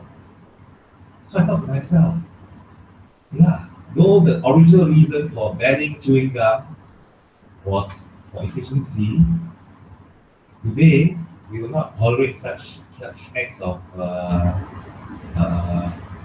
littering, right? It's quite disgusting, especially when you have chewing gum under your shoe, right? Or when you sit on a chair and then you find something sticky to you. But it takes great courage to do this, and sometimes to take on the ridicule of the whole world, right? People say, what sort of country are you? But sometimes if you look at the long-term strategic thing, it helps a lot. And this is one reason why Singapore is very keen. But I hope I've answered this question sufficiently. Now, some people always ask me, why is it that they don't see policemen in Singapore? And then the next question is, are they hiding in plain clothes?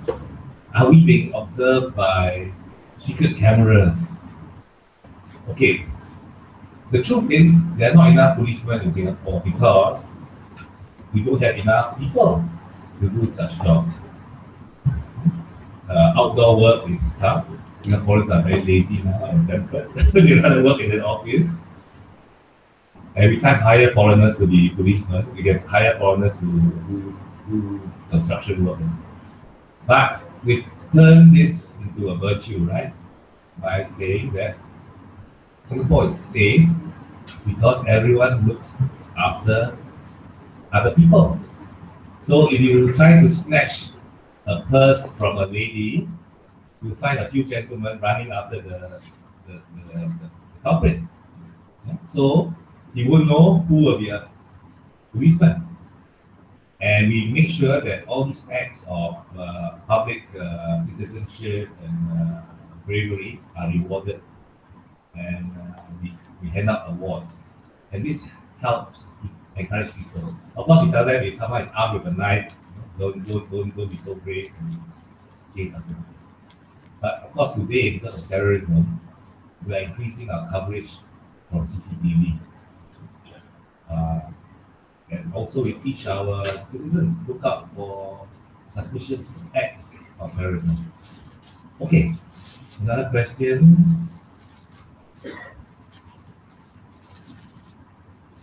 What are the measures that government can take to prevent from getting digitally disrupted? Okay, I think this is a very important question. Businesses can get digitally disrupted, right? Can governments be digitally disrupted? Well, I already said that governments are monopolies, right? But you'll get increasing dissatisfaction. Like I said, the subject matter expert is not in the office. Someone comes all the way from the province to Colombo, and then you can't get the answer. You'll be very upset. What happens the next time? You'll vote against the government of the day, right? So while you may not be digitally disrupted, you get a lot of dissatisfied citizens. So what is important is that concept of service. How do you serve your people better? Why must someone come all the way from the province to Colombo to get a service done? Can it not be done remotely? Either through internet or better still through mobile apps? Can we not use some of the tools we have, like Facebook or FaceTime, some way of getting better communication? These are now all available and very cheaply set up. I think Ashok will give you some advice on how these things can be done. So the way to prevent being disrupted is to make sure that you think of how you serve your people. And think of yourself as a customer. Now I'm retired. Fortunately, many things are now on the e-platform, right? I don't have to queue up for services. So think of yourself as a consumer of government products. Okay, another question. Is the strict performance evaluation, does it make government employer more efficient and professional? If not, what measurements do we need to adapt for uplifting efficiency of employers in the government sector? Okay, I don't quite understand what you mean by strict performance evaluation. How do you measure performance? Maybe someone can help me. Actually, in measuring performance, we have a performance appraisal form. That is, it's basically an evaluation form. All right. Yeah, we also have the evaluation form, but we use that evaluation form not so much for grading of performance and potential, but it is a form for the employee to have a discussion with the his superior about what he feels about his work and what are the areas he would like to be developed on, and then the employer will tell him these are the areas where you may have to improve, but it's more for development.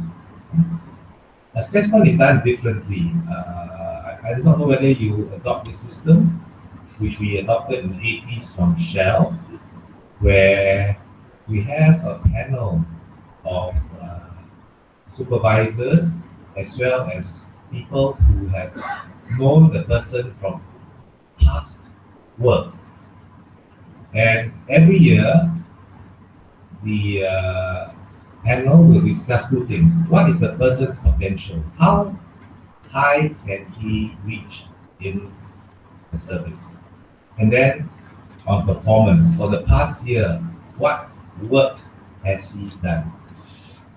Now, if you are the person's boss, then you better know your person well, because in this panel, you are trying to uplift your subordinates, right? And if you don't know your subordinates, someone will say, in the past job, he didn't do such a good thing, he had these weaknesses. Then you can counter, I I know.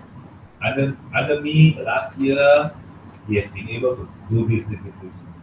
So it's a matter of getting people to discuss and come to some consensus.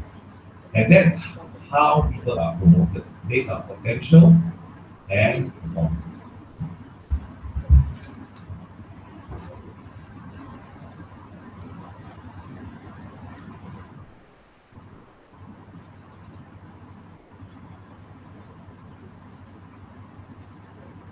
Yeah, so this one is also similar. Please give examples of things, strategies that Singapore government has taken to make government more productive. I think one of the things is actually the e-service, but here he's talking about the performance appraisal system. Well, some very advanced companies don't believe in performance appraisal. They're done away with the performance appraisal forms. They take it as more of a dialogue. Huh? Okay, now my final question. Challenge of public sector management reform. We are facing the difficulty to shift from the administrative structure inherited from the British rule. What were the key steps taken by Singapore in order to introduce modern HRM practices to the public service? Very good question. Yes. Okay. Let me tell you about the Singapore Police Force. In the past, we followed the British system of administration. I'm not sure whether this is still followed as the police here, but I know that it is followed by the Hong Kong police still. That means to say, you all have an Inspector General of Police, I suppose. In Singapore, we are city, so Commissioner of Police are not rep. So in the past, we had one Commissioner of Police, maybe 2 deputies, and each of the deputies will have 3 assistant commissioners. So it goes, one commissioner looks after the 2, and then the 2 look after. So it's very hierarchical. And because of this, when there are disagreements, people just push the thing up, right? If the assistant commissioner cannot agree with his counterpart on the other side, he say, okay, I speak to my boss, and my boss will talk to his boss, and then it cannot be resolved, it goes back up. So they push all these problems up. So when I took over, I said, why are you all so divisive and thinking in silos? So we changed the whole system. We said, okay, instead of this, there'll be we flatten the structure. So you have a chief of staff who looks after all the support and staff functions, and then someone who will coordinate all the operations. And the people, the line units or the heads will report directly. But every 2 weeks, we will meet as a leadership group, what Professor Lau talked about. Collective leadership, collective thinking. We don't wear our uniforms. We treat each other as equals. And we discuss all the difficult things, especially why is it we can't agree with this other person. And that way, we found that in the past at meetings, people, when they put up a paper, the others won't comment on it. Because if you comment on it, he's afraid that next time this paper comes up, someone else will comment and criticize this paper. So it won't get approved, right? But when you have collective thinking, everyone thinks, oh, even though this is not my area, but I am a responsible leader in this group, and this group must make the right decision. And so later when I have meetings, when they come up with a problem, I say, oh, are you not able to solve it among yourselves? Why must it come up to me? After a few times of this, he said, oh, don't worry. There was this problem, but now we have solved it already in this manner. Do you approve? I said, oh, yes, of course, since you all have already sorted out among yourselves. So it requires quite a change in the leadership thinking and in the organization structure. As long as you have the old British system or someone reporting to someone, you always have this thing, right? Or else the boss above you will say, wow, I got no work, then I'll become redundant. I better create some work, right? Whereas if all of you think of yourselves as part of the leadership group, you will think of the higher purpose of the goal, right? And your projects, one thing that we did, we voted on what are the priority projects. In the past, everyone would say, oh, my project is number one priority, yours no. But when you get together as a group, and they're all committed, they'll say, yes, I know my project is important, but I now realize your project is more important. So I'm going to vote your project as number one and mine is number two. And when that happens, that's the beauty of collective thinking leading to better plans, better results, then core theory of success happens, because then a better relationship. Okay, thank you very much. I think those are the questions that I've been asked. Can I pass on to... Okay, I'll take over. Without phone, how can you get e-government and smart nation by 2025? I'm not saying without phone. Phone is very important. Business, yes. But many people are just, I'm talking about many people using a phone all the time. Not for business. A lot of it is WhatsApping each other. My friend took me out for a restaurant, very expensive restaurant, Italian restaurant, fine dining. The whole night she was on a WhatsApp with another person out there. Keep on, spending time doing WhatsApp. But finally, I told her, next time you just invite your phone, don't invite me. Invite me and you don't talk to me, you're WhatsApping all the time. And it's not business, I know it's just maybe some problem. And then that we must have an etiquette where WhatsApp is concerned. Many people want to have a meeting and they send out the dates and then please select a date that's suitable for you. And everybody will put all the dates, and 20 people will open up 20 times. Just reply direct to the person who sends out the notice. That's all. Do not reply all. It's very, very. Sometimes you look at WhatsApp, when I go home back tonight, and look, there will be 100 messages and they're all nonsense. They're all thank you, and that's it. Waste of time. Use it properly. Okay, I mean it's very important. You need to have a phone. I'm not saying no phone. All right.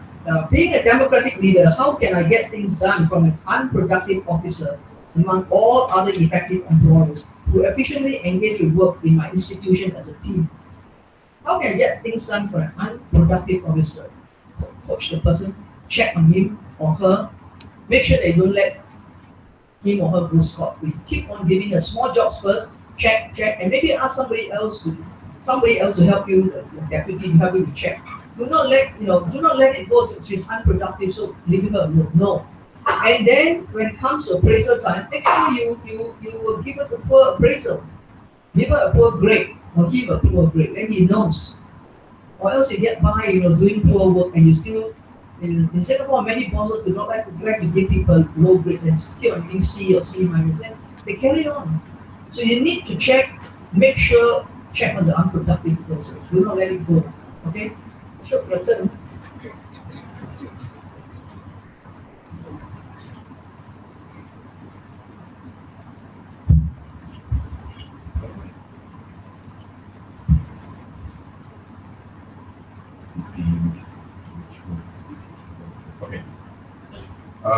I'd like to group excellent questions, and thank you for that.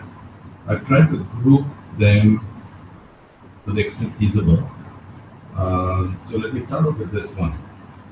How do you incentivize for changing to e-governance, etc., etc.? And it's very surprisingly very, very interesting. In the last 2 weeks, this is the 4th time somebody is asking me exactly the same question. How do you incentivize? Which we took it for granted, at least for now. And more, the second part of that question someone else asked me was, how do you sustain that motivation, right? So let me try and answer that. Related question was, explain what is the strategy used to empower public servants in your country, right? So they try to club them together. So my short answer to this question would be really, Prof spoke about the power of vision and communicating that vision to your employees, to your team members, right? There was this guy who was mopping the floor in Kennedy Space Center in Houston. And President Kennedy was due to visit that. He was a few minutes early. So he walked down the corridor. He saw this guy mopping the floor. So said, general greetings, asked him, how are you? And what are you doing? He says, morning, President. Welcome to our center. I'm a part of the team that is sending man to the moon. Right? So a leader has to be able to communicate the vision effectively such that the team members, civil servants, subscribe to that mission and be a part of that mission. Right? So for us, we started this journey way back in 1980s, late 1980s, with a program called Public Service for 21st Century, PS21. So if you Google and do a PS21, you will find that it's a comprehensive program which had to do with a lot of mindset change, questioning the fundamentals, focusing on citizen. These are some of the key areas which the civil servants who were a part of the existing team and the new recruits, they were all put through this thinking process such that the change and looking at service, public service is an integral part. Right? Hope that answers the question. If not, during a break session, we can continue the conversation. Right? There was another question on funding part of it. What are the alternative ways of funding the digital government projects? Well, there's no running away from funding. You've got to be realistic about it. And let me give an example. When we started off building 12-story houses, Singapore did not have enough money and could only afford lifts, pneumatic types, which would stop on, out of the 12 floors, maybe only 5 floors, meaning ground floor, 3rd floor, 6th floor, and so on and so forth.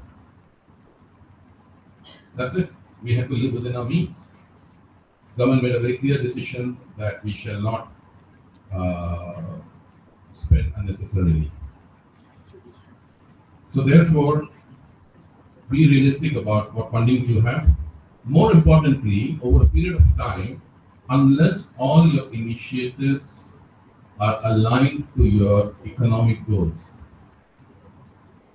you need to work towards that. That's exactly what Singapore did.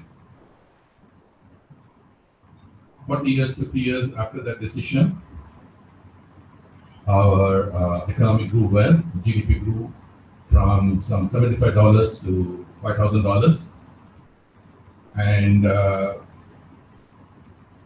$60,000.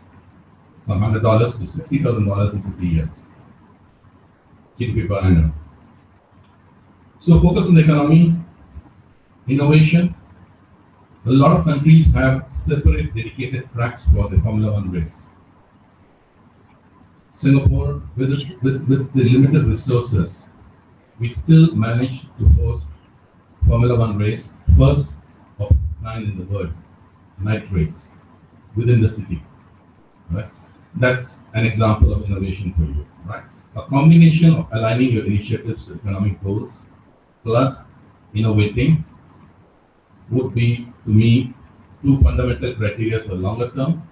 For the shorter term, see whether you can manage and also collaborate and co-create not everything needs to be done by the government.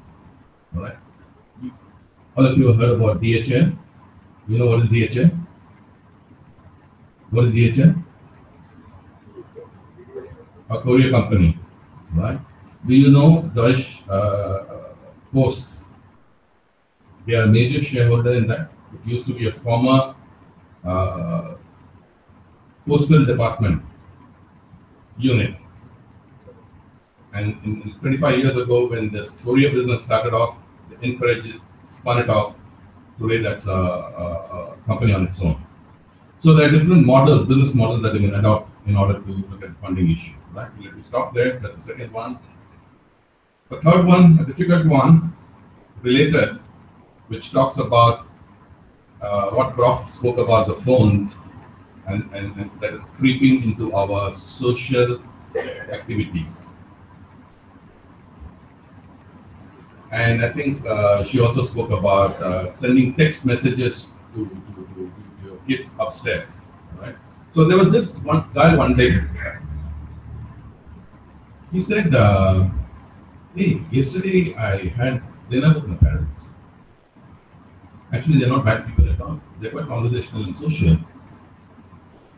What happened yesterday? Oh, yesterday we had a power cut in the house. There was no electricity.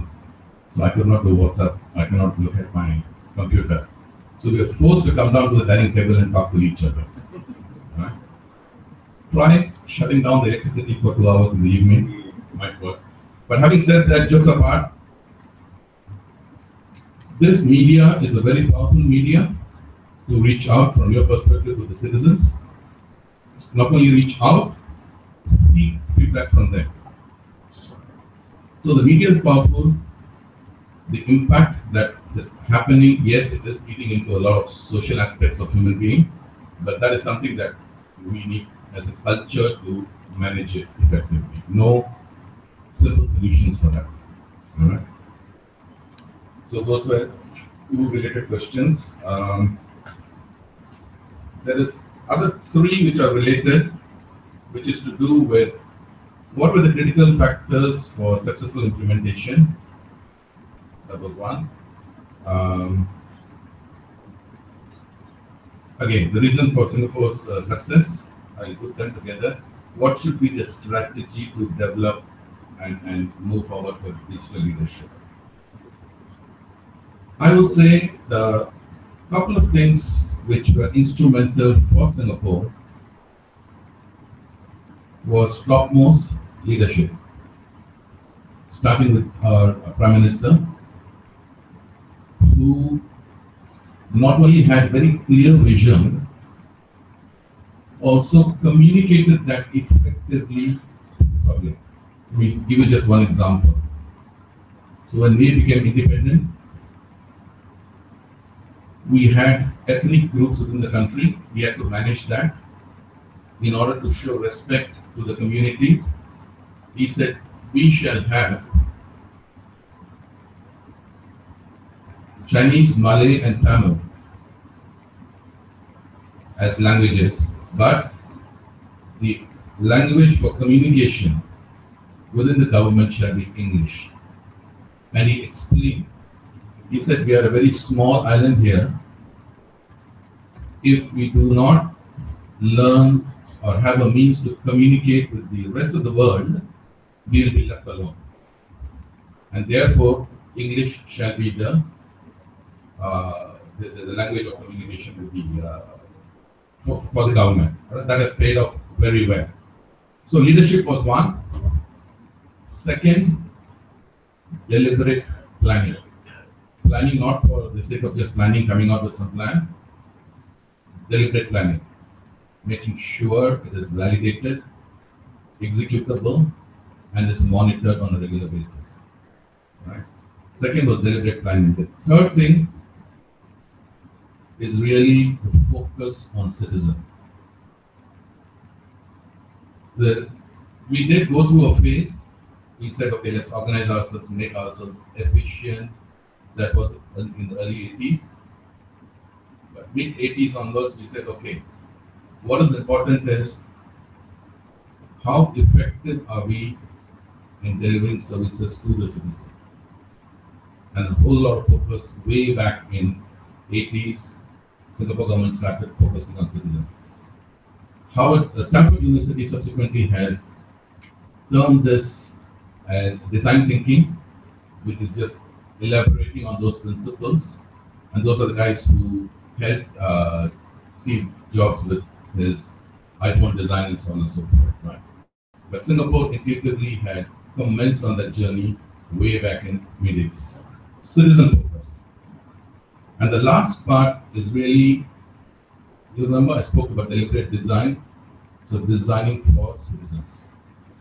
To me, if I combine citizen focus and the design, three things: leadership, deliberate planning, and citizen focus. The three top important things for us in achieving our progress and accomplishments so far. Right? Okay. There was a question around about the healthcare application, right? I think the question was about people's response at the initial stage and how do you manage to engage volunteers for this program? Most important is first to ensure that any such initiative that you launch, the value or the benefit is very clearly understood by everybody. All right? In this case, the problem statement was very clear. Two words: save lives. Very powerful objective of the vision. In order to do that, can people help? So it's purely voluntary, and this is first of its kind that has been done, and there are lots of other such experiments going around in the world, but first of its kind in Singapore, and it has showed very good results. All right. So I would crystallize it to say, understand the value proposition, the benefits clearly. After having understood, communicate it to your citizens. Once these two are very clear, you will find the results. In this case, we were quite happy to get the volunteers. There are about almost about 11,000 volunteers in the last 2 years who have signed up, and several lives have been kind of saved because of that. Right? So it's really reaching out to them, understanding the value proposition, communicating. Right? And of course, the factor of trust to make sure that whatever you're deploying, there's trust in the whole value chain. Okay. I hope to some extent I answered your fundamental questions. As I said, I'll be around. We can talk a little later.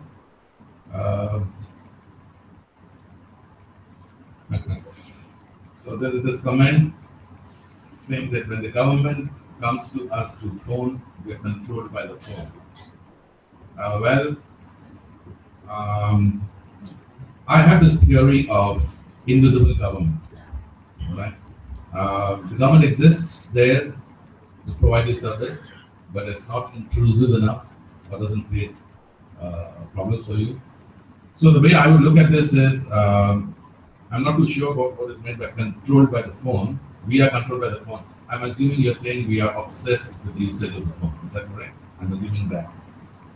Well, again, that up to the previous one is a social, cultural issue that we are dealing with. We don't have a straight solution for it, but we need to watch it carefully, right? And leverage on its power and impact rather than being a slave to it. Right? All right, the last one, most of the institutions resist. Oh yeah, this is to do with sharing of the data, confidentiality of the data, right? The absolutely wonderful question. What Singapore has done is to make sure, in fact, we rolled this out about 3 years ago, called data privacy and protection. There's an act. If, let's say, at the entrance of the condominium, I take your particulars, or when you go into a building, right, for fire control purposes, I need your ID card and I need to contact you. Therefore, I need your telephone number. I take those details. I declare that I take these details in order to communicate to you in the event of an emergency. And by doing so, I am bound by the law just to use it for that purpose for which the data is collected. If I give away this data to a salesman, a property agent, insurance agent, and say, hey, by the way, the name is Mr. Kumar and his phone number is this. You can do a cold call and find out whether he needs insurance or loan or property or what. If I do that, I am violating the law. Right? So you have legal mechanisms in place to protect personal data. More important, coming up with this legal framework is not all that easy, but can be done, right? More important, implement it. Make sure those laws are enforced. Right? The violators, there have been violators in Singapore, and they have been caught and prosecuted. Right? So both the implementation and execution and the law must go hand in hand. That is the first part of it. Second part, we also have mechanisms by which we anonymize data. Right? When we collect a whole lot of data, by the time we aggregate it to do analysis, the law again requires that at that aggregated level, I should not be able to deconstruct that data and point back to the source. All right?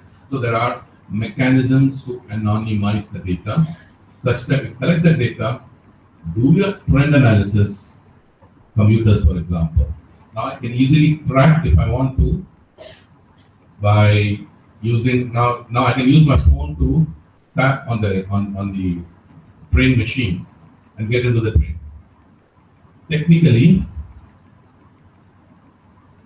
the system knows that Mr. Kumar has boarded the train at this point in time at the station, right? But the law requires that data, when it is used for analysis, how many people have, what is the commuter density? I need to know because I've got to plan for a lot of things. If I want to use it for that purposes, aggregate the data. At that level, you say 100 people use this train between 8 and 8:30. When you have the data, you should not be able to break it back and say Mr. Kumar was one of them who traveled through that place, right? And therefore, you protect the confidentiality of the information.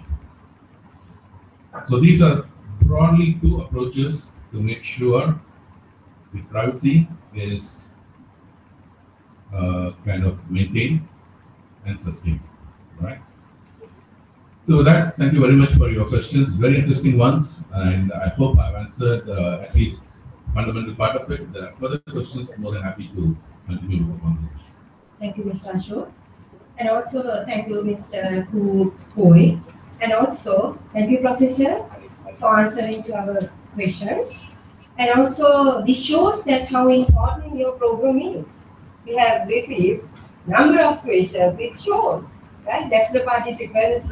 That's how they have looked at it, and they still have questions. I guess I think they will be coordinating and calling you and meeting you as well for that. So we have to. We are going to wind up the question and answering session because the guest of honor for the program, Honorable Dr. Harsha De Silva, the Deputy Minister of National Policies and Economic Affairs, has received. So therefore, with this we conclude the question and answering session, and will be waiting till the minister comes for the evaluation session. Thank you very much, all of you.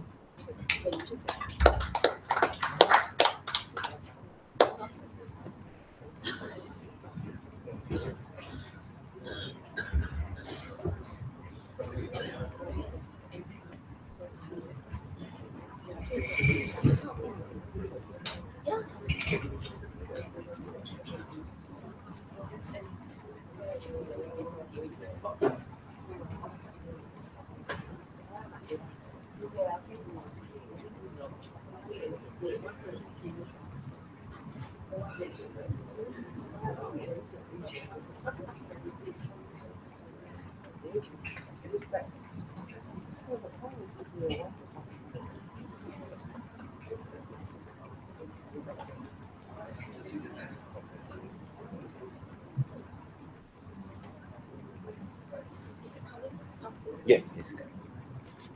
Just give me a speech. Yes. I don't know. What are we going to do? What are we doing at the museum? Just sometimes they will ask something. He will ask something about the question in of the PDF. We don't know what you're No, this is extra one. We will get now instead. Normally we invite you to the morning session. I think it's university. Yeah. Close it. We have a formal close it. It would be nice Formal to. closing. You can give me some few words to close it. Even if it's very, very well. Yeah.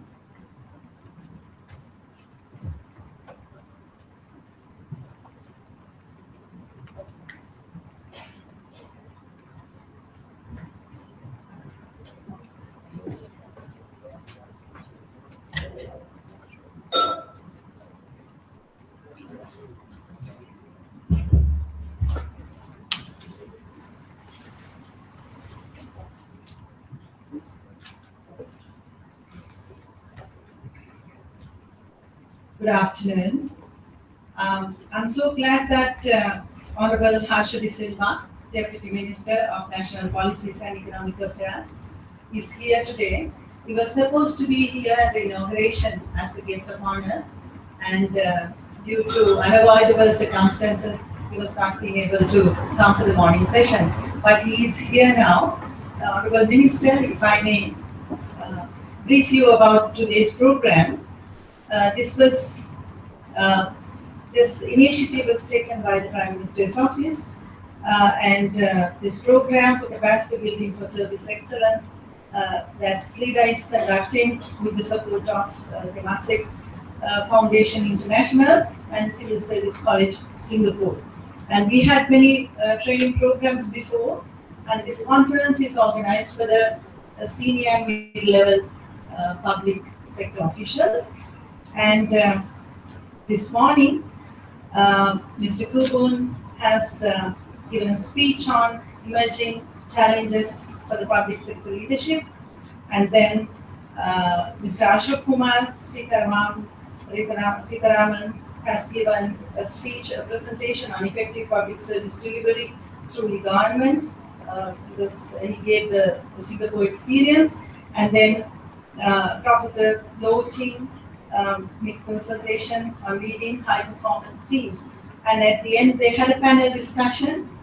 And I'm so glad that you were able to come for this closing session. And I'm happy to invite you to address our officers today. Thank you.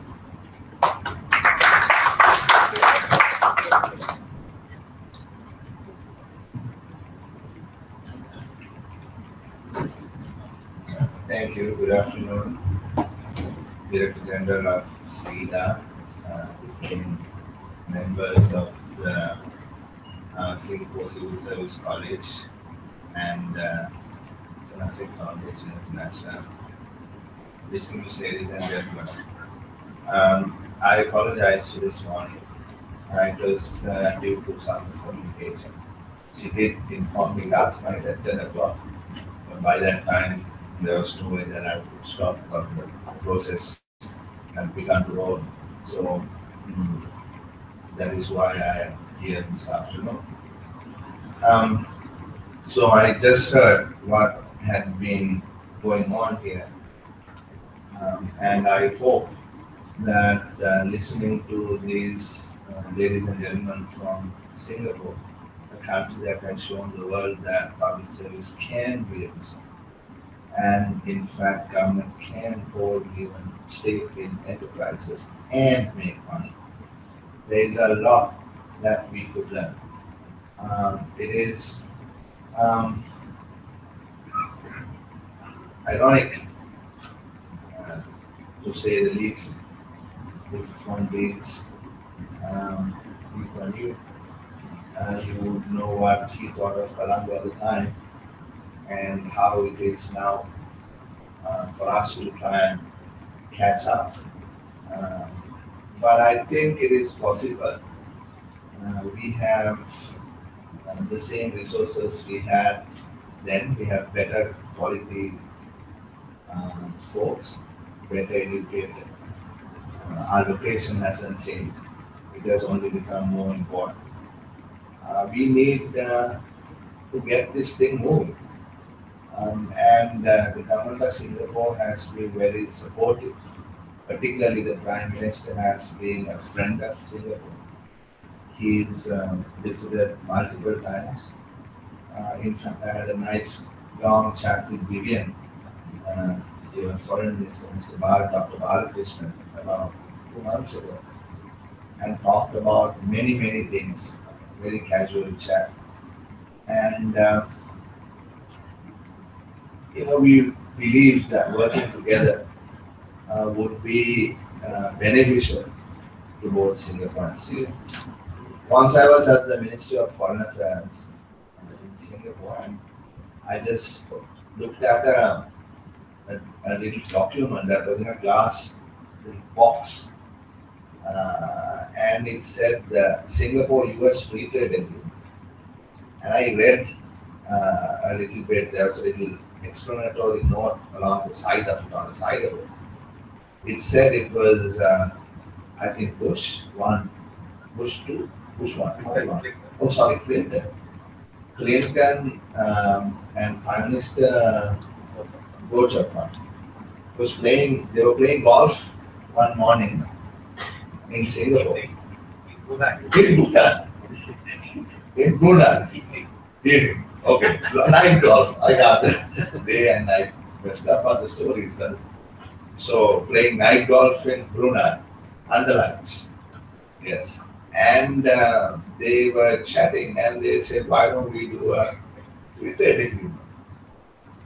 And that is how it started. And there are handwritten notes by both President Clinton and Prime Minister Gochappan, and how within a matter of days, the original script was written, and in a matter of months, I think, Singapore and America did a free trade agreement.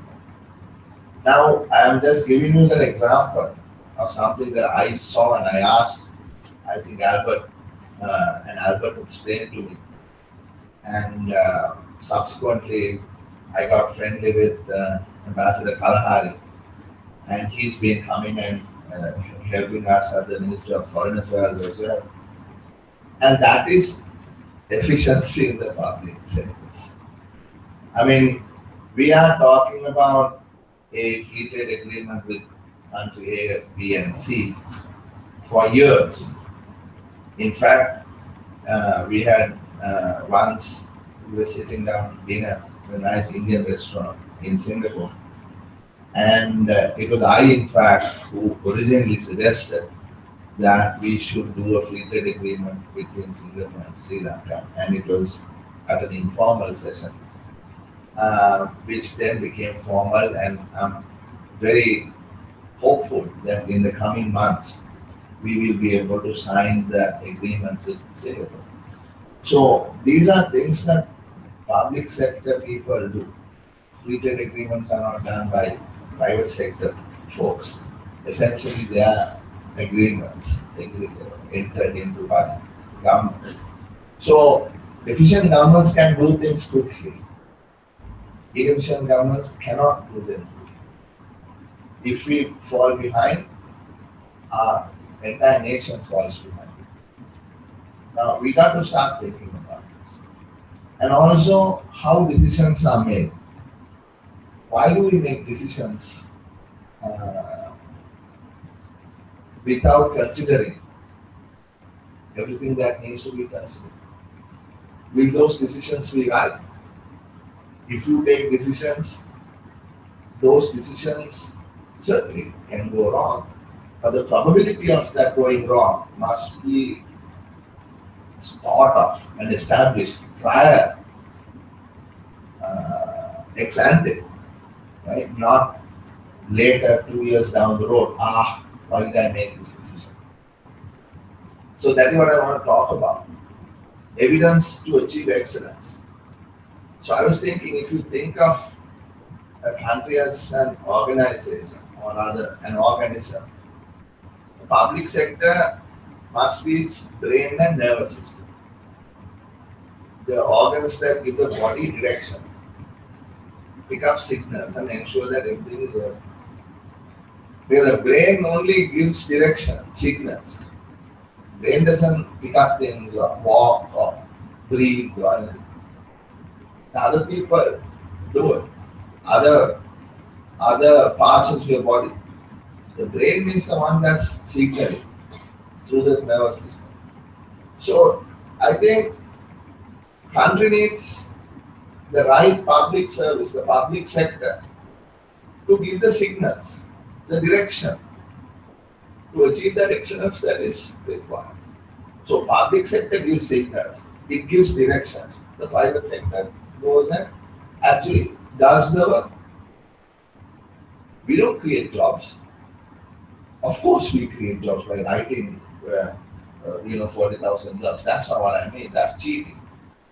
Jobs must be created because they're required, not because some politician wants to give jobs away. Folks must come out of university and they must be equipped enough to be employed. Not go on the street and start screaming saying, "Diya." That is unsustainable. And that's not what we want. So there is a huge problem there itself. What we are creating after 12, 13 years of high school and or school and another 3, 4 years of university is not what we require. So the signal itself, I was thinking of an example. Off time I have been studying farmers. A lot of people don't know this, but I've been studying farmers in Mahatala and Damula for the last 12, 13 years. I have more data than the government has on actual prices and farmers, what they grow, volatility in the markets. Situation often they face is they work really hard. Poor farmers, they work really hard. Singaporeans don't know what real farming is. I was talking to Vivian and he said, we don't understand this, but you guys do. We have large rural area and these guys work really hard, mortgage everything, and they do their best given the existing policy, right? And what is reasonably expected in policy. But what happens suddenly? Boom, duties change, tariffs change. Or the guy who releases water to the paddy field says, no, we can't do it today, we'll do it in a week's time. Or he does it 2 weeks ahead of time. What happens to the farm? He's dead. He's dead. He's completely wiped out. Why? Because the signal you gave, the direction you gave, was taken by the farmer as the one that he needs to base his decisions on. He decided that I should do this, I should do that, but then you change, the signaling changed, and everybody lost out. So, I just took that example, but the general case is that, like I said earlier, the public sector gives a signal and the private sector delivers. It's really not the business of government to be in business, right? But sometimes, many times, we get into business and then we lose large scale, massive, billions we lose. And then that is piled up on the poor taxpayer, the farmer once again. There are countries, exceptions, governments get into business too, Temasek Foundation or Temasek. Singapore government owns many things. Singapore Airlines, Vietnamese Bank, Port of Singapore, Singtel. But that is a different structure itself, different attitude, different way of doing things. Right? So just because the government of Singapore has succeeded, you cannot say here, therefore, all governments can do. No, all governments cannot do. Unless you are in that mode of delivering excellence, the public sector that has a particular mission, a particular KPIs to deliver. Without those, it does not happen. Look at what has happened to our public enterprises. I'll just take one example, the screaming example of Sri Lankan Airlines. It was running reasonably well, making reasonably good profits, right? And then suddenly one day, the government nationalized it. Since then, we're making losses, handovers, losses. Just to give you how big this loss is, we have what is called the Samurdhi program. Samurdhi program is a welfare program that it's kind of like a toll that we give to people. Our government almost doubled it, or actually more than doubled it in 2015 to about 40 billion, from what was about 15 billion. The losses of Sri Lankan Airlines last year is 30 billion. 30 billion. So if that you compare with the entire Samurdhi program, what we give out to 1.2 million families in this country is half of the loss of one government-owned entity. That's unconscionable. Why is that happening? So we have to think about what our role is. What are we good at? What do we learn in university? Are we entrepreneurs? Are we business people? Or are we administrative people? Are we management people? Are we what are we trained in? Do we take risks? Is our compensation based on how much profit we make? If the answer to those things are no, then how do you align these public servants running billion-dollar businesses? Because the utility function of any human being has to be aligned with ultimately what he does and what satisfaction he gets from what he does. Some people don't want to be in the rat race of trying to make more money, more money, more money. They do other things. Money is not the only motivating factor for people. Some people think so. Some people act like that. Some people pretend it is not, but in fact it is. So, in public service, as a public servant, what you must understand, we must understand and define and limit the role that we need to play. So I think from what I understood, they talked about digital, e-government and transformation and all of that. So I hope that those things that you sort of listen to and in panel discussions, etc., were helpful.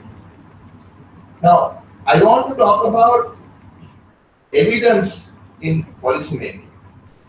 You know, ultimately we want to succeed, and if we are to succeed, we have to be scientific about it. You know, you can't shoot in the dark and expect to hit the target. You may, but most of the time you may not.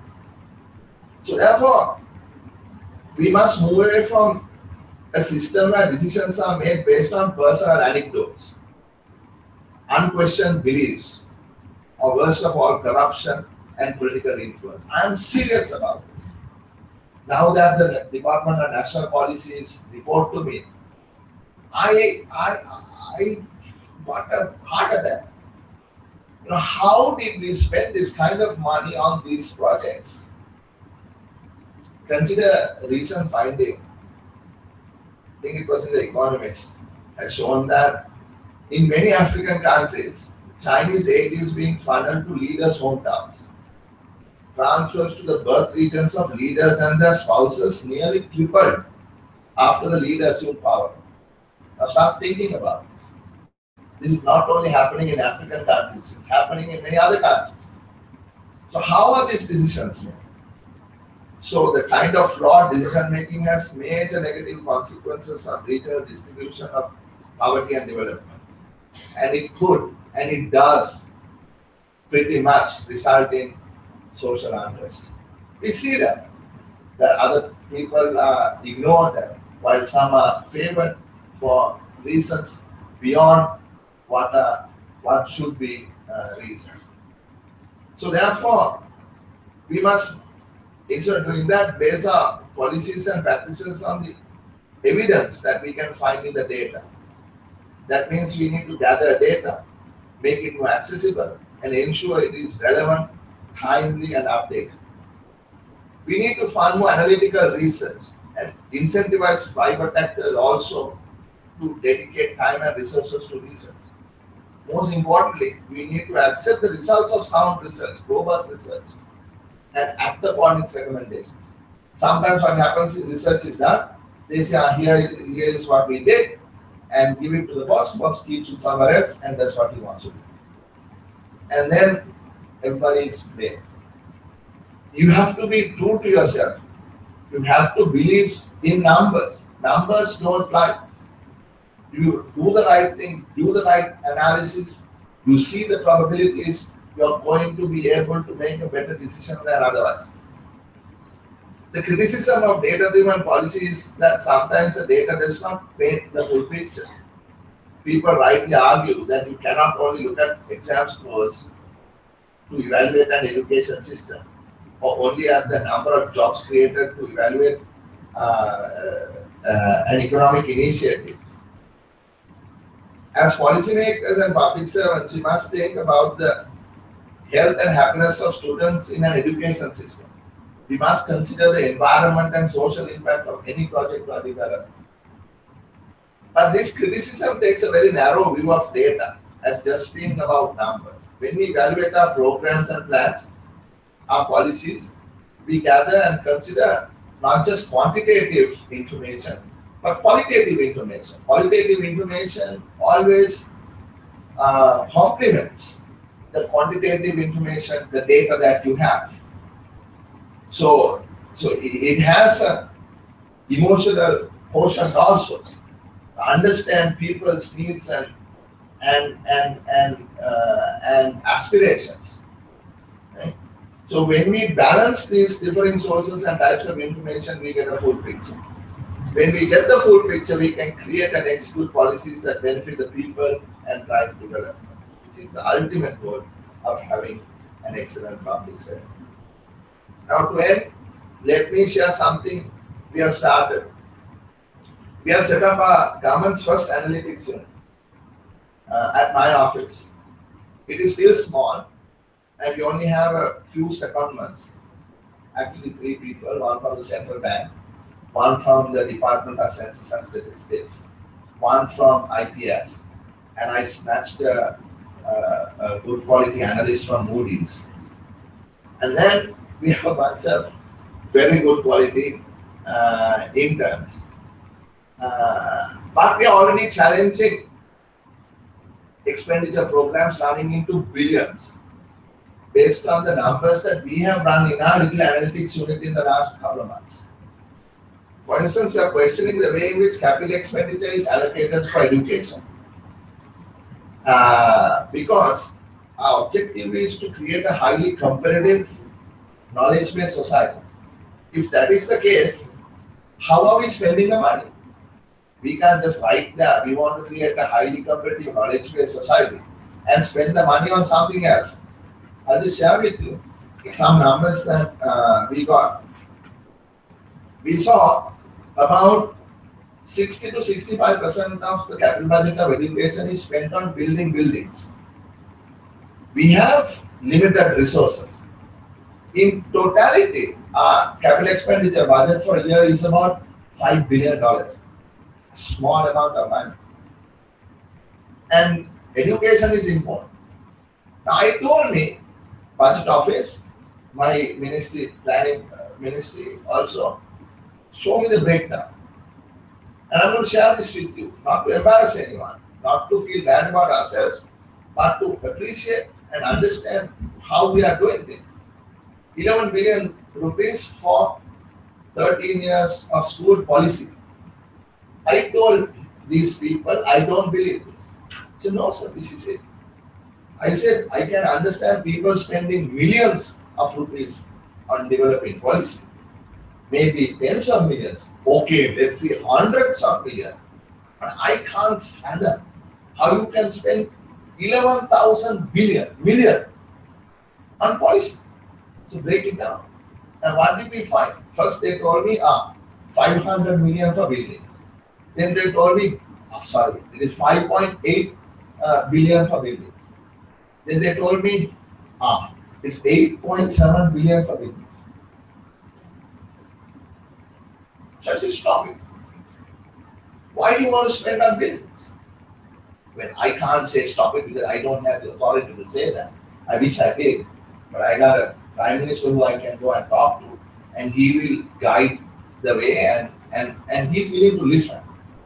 He's able to understand the numbers. And he said, look, this is really strange. Because think about it, think deep. So we ran the numbers. And this is all done with a few people in our little analytics unit. And what we found, ladies and gentlemen, in the public sector, we found that for next year, the request was for expenditure for buildings was 39,900 million, right? Almost 40 billion, right? That is a request for building buildings, that is school buildings, canteens, labs. We have very nice labs in this country. They all look the same, but inside there is hardly anything, right? But as for 40 billion, they gave them 16.7 billion. And of this 16.7 billion, again, we see that it is about 60% for buildings. So what we did is we said, let's look outside the box. You know, forget this using the little money we have to build. Anybody can build buildings, I argue. Why should the government build buildings? So why don't we think of a build, operate, and transfer type mechanism, which then caught the attention of people, and we did a bit of a, and now we have something which are going to the CCM with next week, and we hope cabinet will approve it. Think about this. If we save 20% of what was requested for the capital budgets of education and higher education and skills and part of health, we save 20 billion rupees. 20 billion rupees, right? And if we save 40%, when I say save, we still do it. But instead of spending public money, we get the private sector to build it, and we can rent purchase it or lease purchase it over 10 to 15 years time. And that also creates employment, it creates business opportunities, it creates jobs, economic activity around the country. and they don't borrow within the borrowing limit of the government. They borrow from the banks. And to the banks, they have a collateral because there is a government guarantee on a sequence of payments to be made to them for the next 12 years or 15 years. That is valid, that can be taken to the bank. So you think beyond plain vanilla. You have to start thinking about new ways in doing things, not the same old.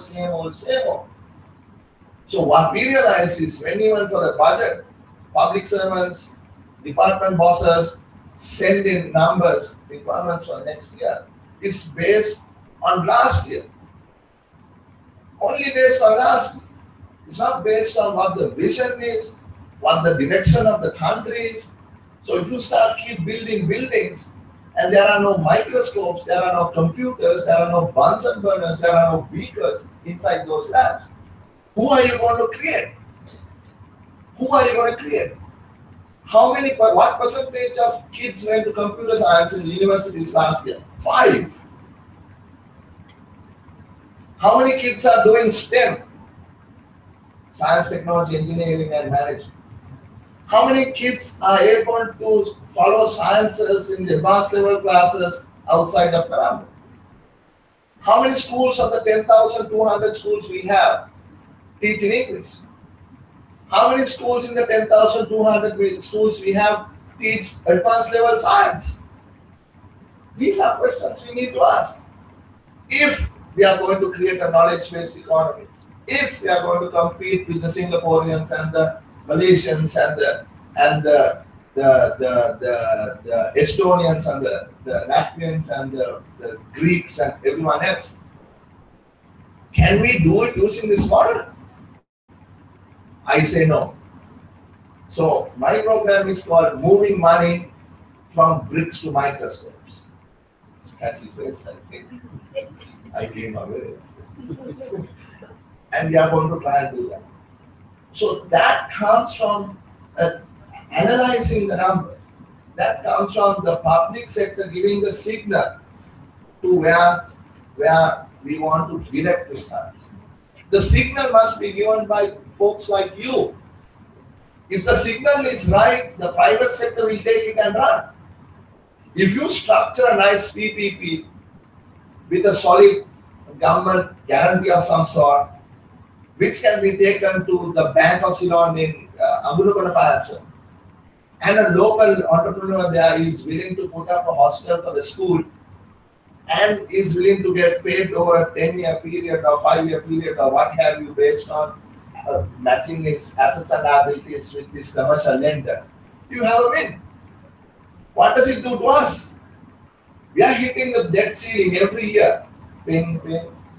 We have to either take it up or cut from somewhere else. We say we have fiscal space.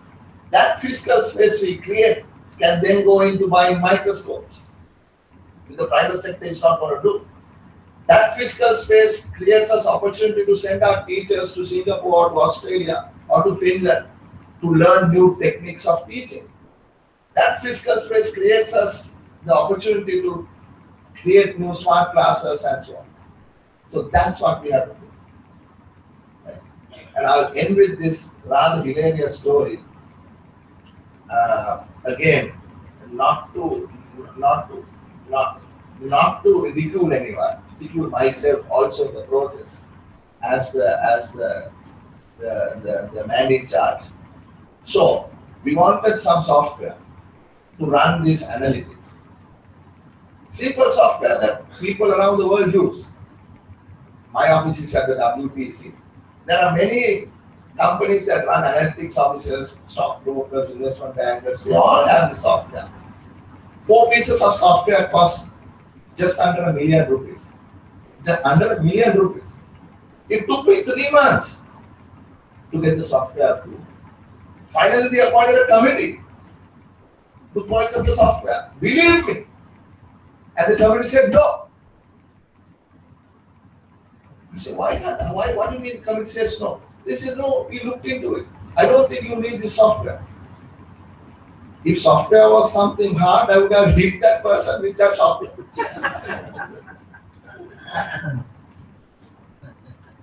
And I had to make a huge hue and cry to get it.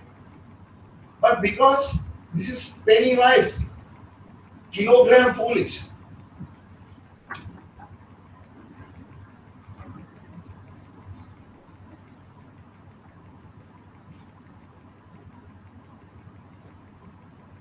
What are we doing?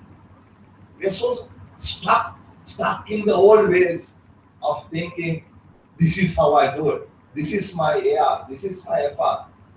Of course you need to follow them, but you have to think out of the box. That's how they do. That's how the Singaporeans do. That's how the Americans do. That's how the Japanese do. That's how the Malaysians do. So if the public sector must be, is to be excellent, if that's the objective, then we got not only to think about theory and practice from these folks who are excelling in their own countries, but as for us, we also need to change our attitudes. We do. It is not about coming, doing your thing and going out. It has to be more than that. We have to have skin in the game, like the Americans say. If I don't have skin in the game, what is my benefit? Thank you very much.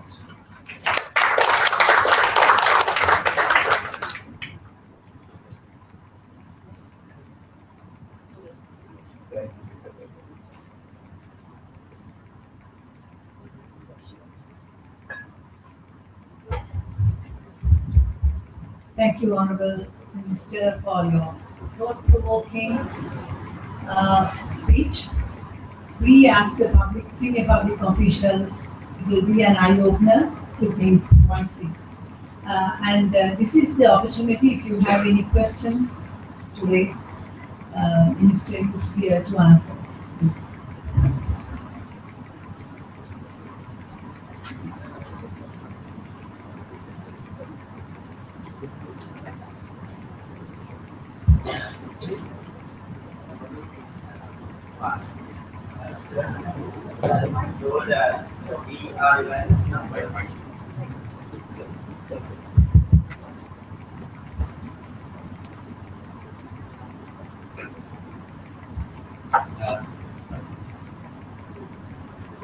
As you told, we can't be able to more than but we are using the traditional conveyor, so we can't have even in the future. So we have to change middle of our country. So we need the numericals and the data.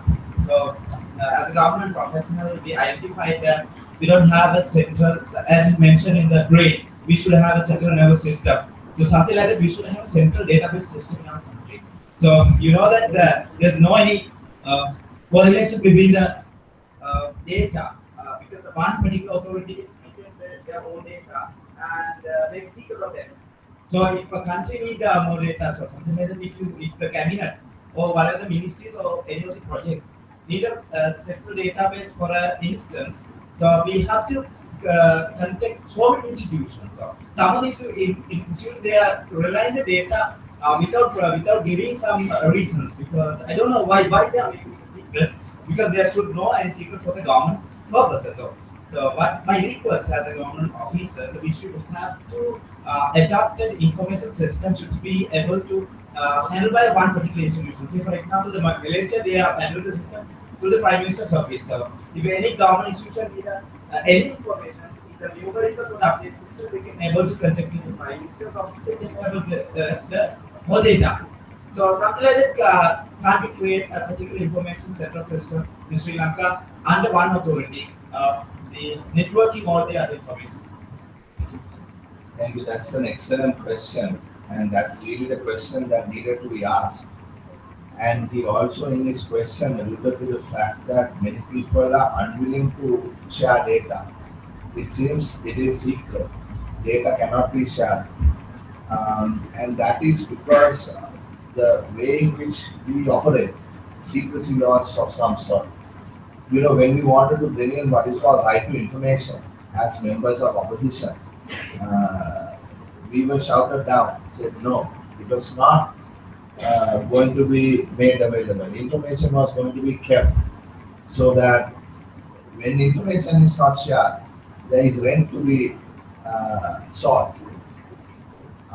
There is discretion who you give the data to, and that is a way in which undue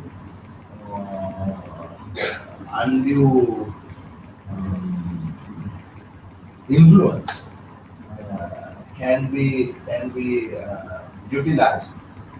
So that is why, as a first step, we have brought in a law to make it the citizens' right, and also ingrained it in the Constitution through an amendment, partly in the 19th Amendment, that the people of this country are entitled to know what is happening to their money, or their tax money, or public money, or what have you.